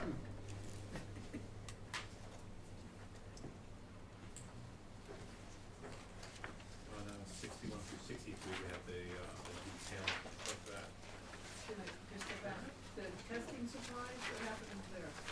So the testing supplies are really just to pay for the 10th grade administration of the PSE. Ah, yes, I did read that, sorry. My, It's okay? and we are gonna do that, I hope. Yes. Good, 10th grade administration. good. And middle school math is still transferring curriculum?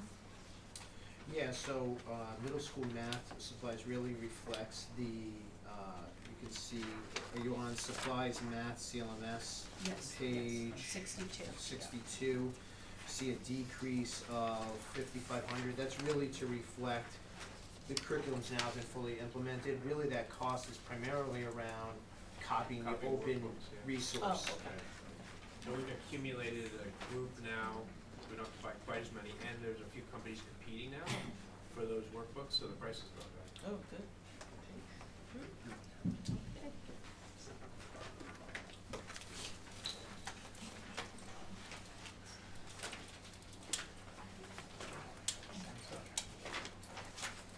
Okay, page 64, operation maintenance of buildings, $2,030,918.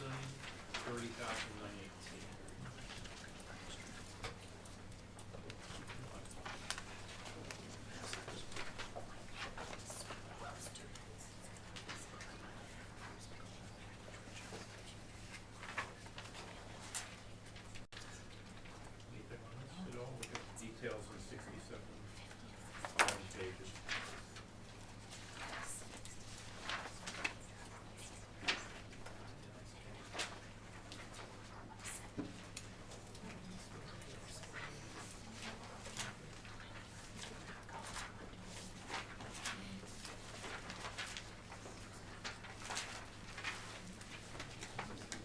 Okay, nothing on that, so we'll move on to page 75, which is textbooks and other supplies for $384,809.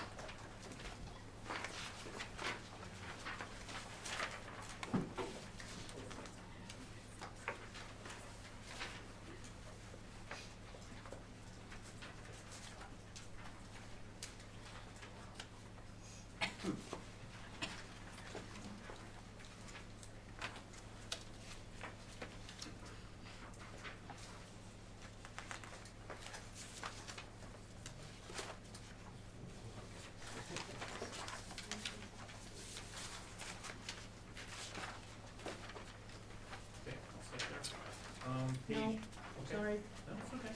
a little slow on the trigger here. What's included in the athletic high school supplies?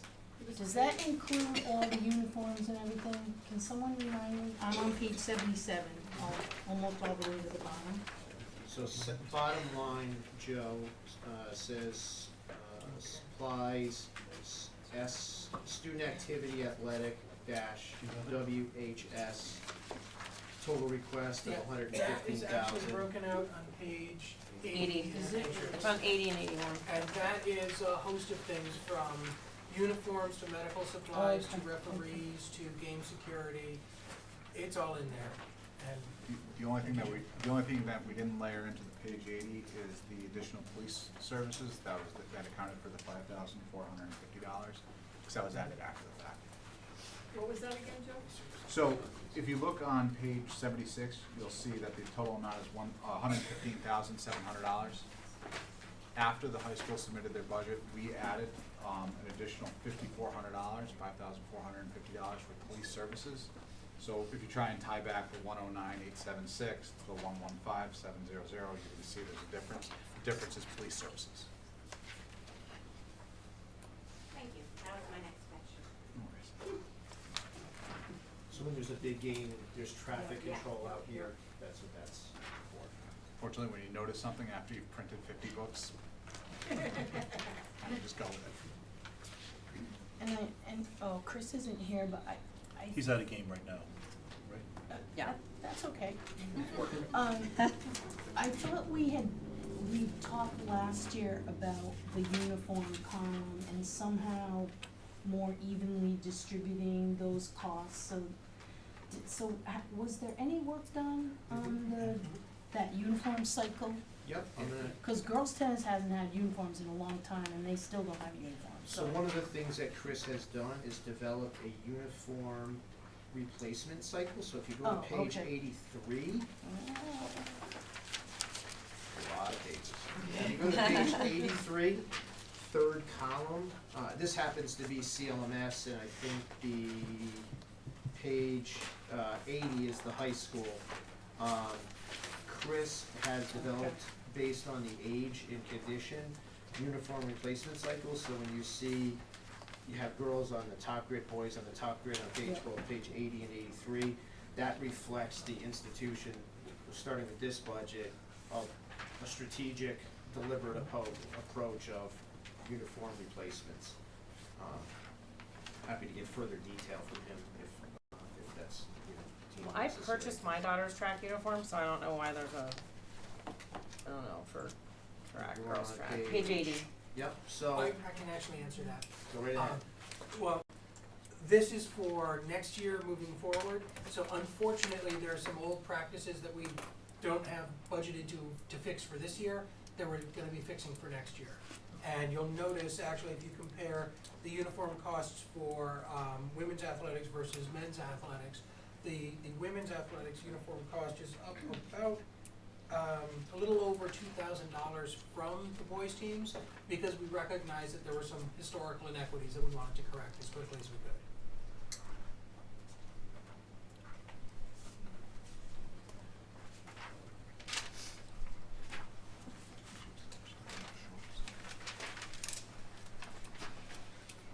Anything else there? Okay. Move on to page 84, 376. Good question, on, the teacher laptop.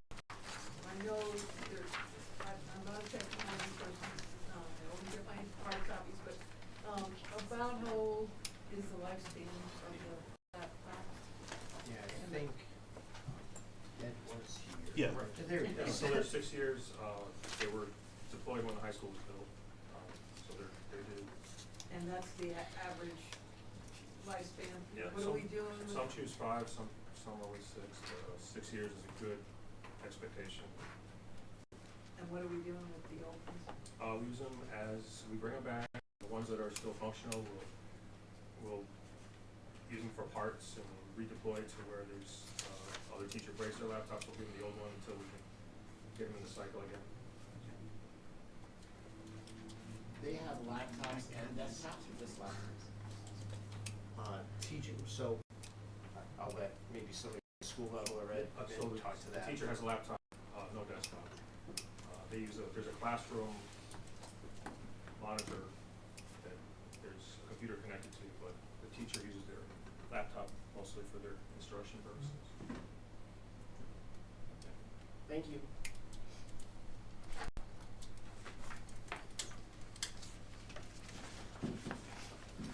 Details on page 87, just mentioned that.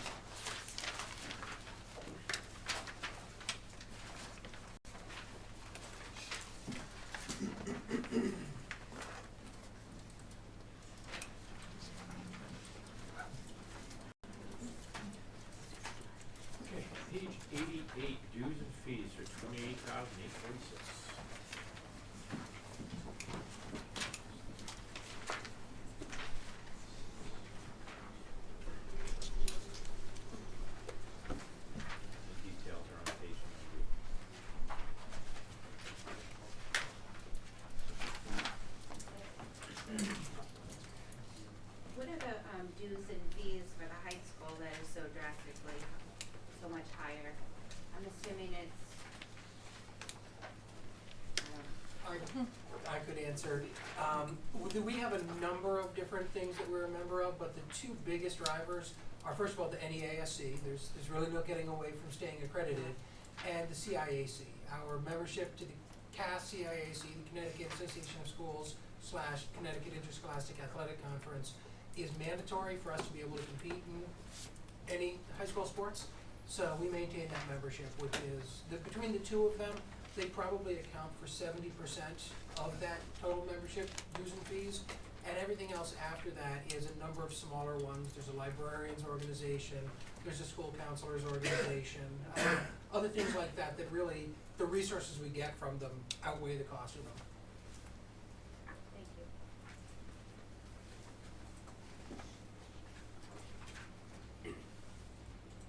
you. If there's nothing more, last part, just the appendix, if no one had a chance to go through that.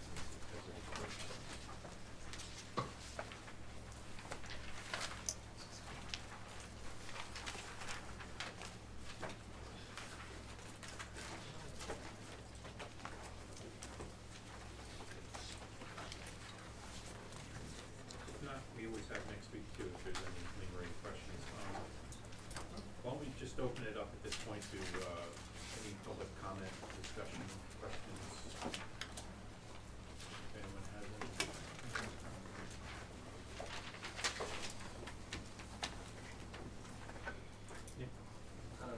I had a question, just kind of the interaction between our public schools and the magnet schools and charter schools, and, you know, what that relationship is and why, and kind of what effort do you make to take students back from them and enroll them in Waterford School? Just more in depth and detail and kind of how that framework. Yeah, I mean, we're all educating kids, so it's a productive relationship. The main magnet providers in the area are the New London Public Schools, they're all magnet district, and Learn, which is our regional education service center, and together they pretty much have the magnet market in Eastern Connecticut. There's one charter school in New London. We don't pay for students to attend charter school by state statute, that's covered by the cost of the state, but we certainly pay for students to attend magnet schools. About probably 4 years ago, we actually surveyed all of our families who attended chose to send their children to magnet school, and the two major factors that the survey bore out was they wanted a greater diversity than our 5 public schools offered, and the idea of a theme-based school was appealing to them. With that said, on the theme-based aspect of it, we've done a lot of work over the last 4 to 5 years, to market some of the misconceptions. There's a marine science magnet in high school, which obviously offers a more in-depth approach to marine science than perhaps we do. But some of our families weren't aware that we had a comprehensive marine science program at our high school. So we've done a lot of direct outreach. There are schools in Eastern Connecticut that brand themselves as STEM or this or that, and we've done a lot of targeted marketing. One of the things Waterford High did a couple of years ago was really to develop 6 themed career pathways at the high school. Marine science or environmental science, public leadership and government, hospitality and communication, and so on, including STEM. And I think medical careers might have been another Yes. one. I think there's one more. Health but services was. there you go. So part of what we've been able to do is to really, dispel some of the misconceptions that they offer something that we might not, and some of them do offer things we might not have. So we've been able to bring some of our families back. For some families, it's the right decision for their family and their child, and we respect that. With that said, we do have a multitude of students who are identified as either 504 or special education that attend those schools, and Kathy Balone and her staff work very closely with those entities to make sure that our students' IEPs are followed and they're getting the necessary services that they need. So it's a productive relationship, and the goal is for kids to learn, whether they're with us or with them. I don't hope that answered your question. And just a quick follow-up, how does the tuition costs work in that interaction? So the tuition, the base tuition rate is set by the magnet provider, and. Well, just in like one of your slides, you just pointed out, like, we brought back number of students and increased our revenue by, I think you said 25% or something amount. How does that work? Yeah, so we budget on on a per student basis for the magnet schools. We're charged on a per student basis. So what you see in our budget book, and I forget the exact page, but it's a chart laid out that we're projecting X amount of students in each of those buildings next year. So as we've been able to bring kids back, we've budgeted less dollars in our magnet line.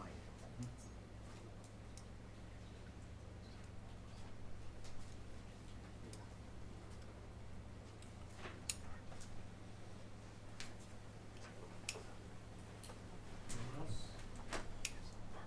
Mike? I think I've asked this before, I can't remember. Can you just explain the up to and how that works, that up to $500,000 savings by terminating the Friendship School? Sure. I think that was on the cost containment slide. So in 2015, 2016 school year, when I arrived here in Waterford, and around the same time, Learn also hired a new executive director. At that time, it was a partnership school where the only entities allowed to go to school there were Waterford and New London students, and it was developed back in the early 2000s with that premise. So fast forward to 2015, 2016, a dozen or so years later, New London has a new superintendent, Waterford has a new superintendent, and Learn has a new executive director, and you began to look at the books at public meetings, and we had board representation on that, and you realize that Learn was highly subsidizing the school. So for example, we had about 250 students out of the 500 there. We were paying a whopping total of $100,000 a year for 250 students to attend a school. In New London similarly. That's because Learn was subsidized, there's no other way to explain it, Learn was subsidizing the piece that the state wasn't make up, because there was 3 buckets of payers, right? Waterford and New London Public Schools, state funding, and the gap was being made up by Learn. So what became crystal clear is they were going to be moving to a per pupil model of $39.60 a head. And if you do the math, when you move from paying $100,000 for 250 kids to a per pupil cost model, the board at that time made a decision to give the 1-year notification that was required and opt out of that agreement. With that said, any Waterford family and student can still attend school there. We're still required to pay for kindergarten students who go there, and that's by state statute, because we're obligated to educate students starting with age 5, which is kindergarten. So if there's a kindergarten student there, we still pay. But if it's pre-K, we don't. But if they are pre-K special ed, we do, because we're required to educate special education students. With that said, since the inception of our pre-K program, as of this year, every single special ed pre-K-er is in our program, and we're able to do that much more cost efficiently. We added no new staff taking on our special ed needs. We certainly added 4 pre-K teachers, but the special ed staffing component, which we get charged exorbitant rates, we're able to do that within our current operation.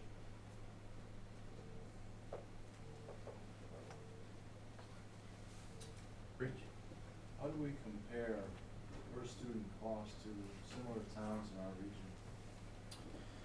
Yeah, I mean, our per pupil, and I know Joe has some of these metrics, our per pupil expenditure is 81 out of 169, so we're about middle of the pack in Connecticut. How that compares to other area towns in the region, I don't have that off the top of my head. That is certainly something, unless I know Joe's good, but, kind of put him on the spot. That is certainly something we can share next week, if not before. Thank you.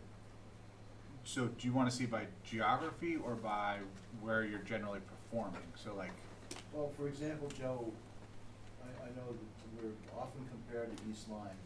What are the school districts similar to East Lyme in southeastern Connecticut? How are we compared to? yeah, How I are we mean, compared? So I would want it by Durg actually, which would be Stonington, East Lyme, okay. Waterford, Yeah, so and Stonington, Ledyard. I'm sorry, East Lyme is 94th, we're 81st, so, yeah, alright, I'll pull all that. I would recommend, so the DIRGs were last looked at in 2006, so the State Department of Ed actually doesn't even use DIRGs anymore for Right. official purposes. The Connecticut School Finance Project actually did a study, that's a nonprofit of DIRGs, and actually had us moving down and East Lyme moving up. So we would be 2 DIRGs away from East Lyme, so, I caution the use Yeah, of DIRGs on a financial basis. Yeah, we How do about it the by ones DIRG, that we were do it on by the region. Or, What's- How about? Yeah, we'll provide some area and similar sized The districts. ones you put on your. Yep. Yeah, I mean, I already have it in a spreadsheet. Yep. We'll have that for next week for sure. It's a good question. So the state ranking puts us in the middle of the pack, right? On For a cost per pupil perspective. expenditure, Yeah. about 81 of 169. So where are you gonna draw this comparable information from if the DIRG is no longer applicable? So we'll look at some eastern Connecticut towns, and then we'll look at similarly sized districts around the state. You know, certainly there's some relevance in the DIRG, so we'll look at Yeah. similarly sized districts. I'll send it to So you. economic demographics would have come into play as well, wouldn't they? I don't have a way to arbitrarily do that. No, I mean, what metric? Do you use median household income, home values? Actually, you know what, I can do that. Let's do that. That's a good idea. That's gonna help us. Yes, it will. Is that a state ranking, or is that from another, like, where's the source? Per pupil expenditure? Yeah. That's OPM, Office of Policy and Management. Yeah, so Mike, as people put in their numbers each year, each September, every Board of Education is responsible for uploading all their financials. Includes everything, includes both what we spend and also what the town spends on our behalf, and also takes out whatever we spend on the town's behalf. So it kind of level sets everybody. There's a lot of information there, I can provide it. Mark, you had something? How does that number, how does that come about, the per pupil expense? Is that just the total budget number divided by students? No. Or is there Total expenditures, so like, for example, in the town of Waterford, the town actually pays for some of the pension costs for the Board of Ed employees. That amount gets added on. There's instances where, for example, our buildings and grounds provide services for the town side. That amount gets subtracted from the budget. And then it's divided by the total enrollment of the town. So it includes all the kids that go to all the magnet schools, all the charter schools. Even though we're not educating them, it is in that denominator, right? So it's total cost divided by the total enrollment from the town. Including homeschoolers? That's a great question. I have No, absolutely I no don't think idea. so. I don't know. No, I don't think so, because that's not necessarily tracked on I don't know a how statewide it's basis. tracked. It's not.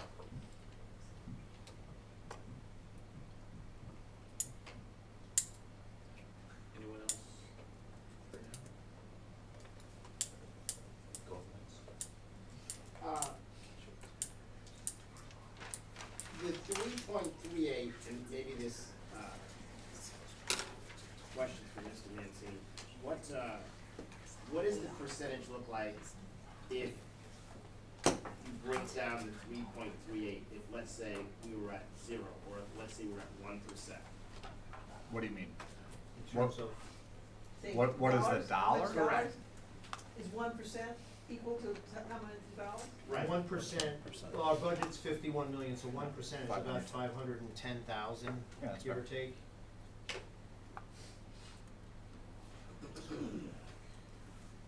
Increases 1.6, yeah. Almost 1.7.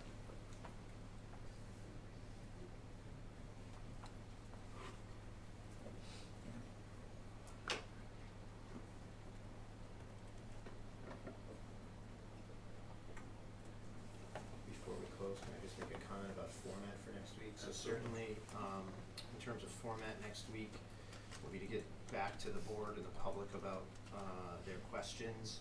I'll provide, I'm not gonna do the 45-minute presentation again, but I'll do an executive summary for those.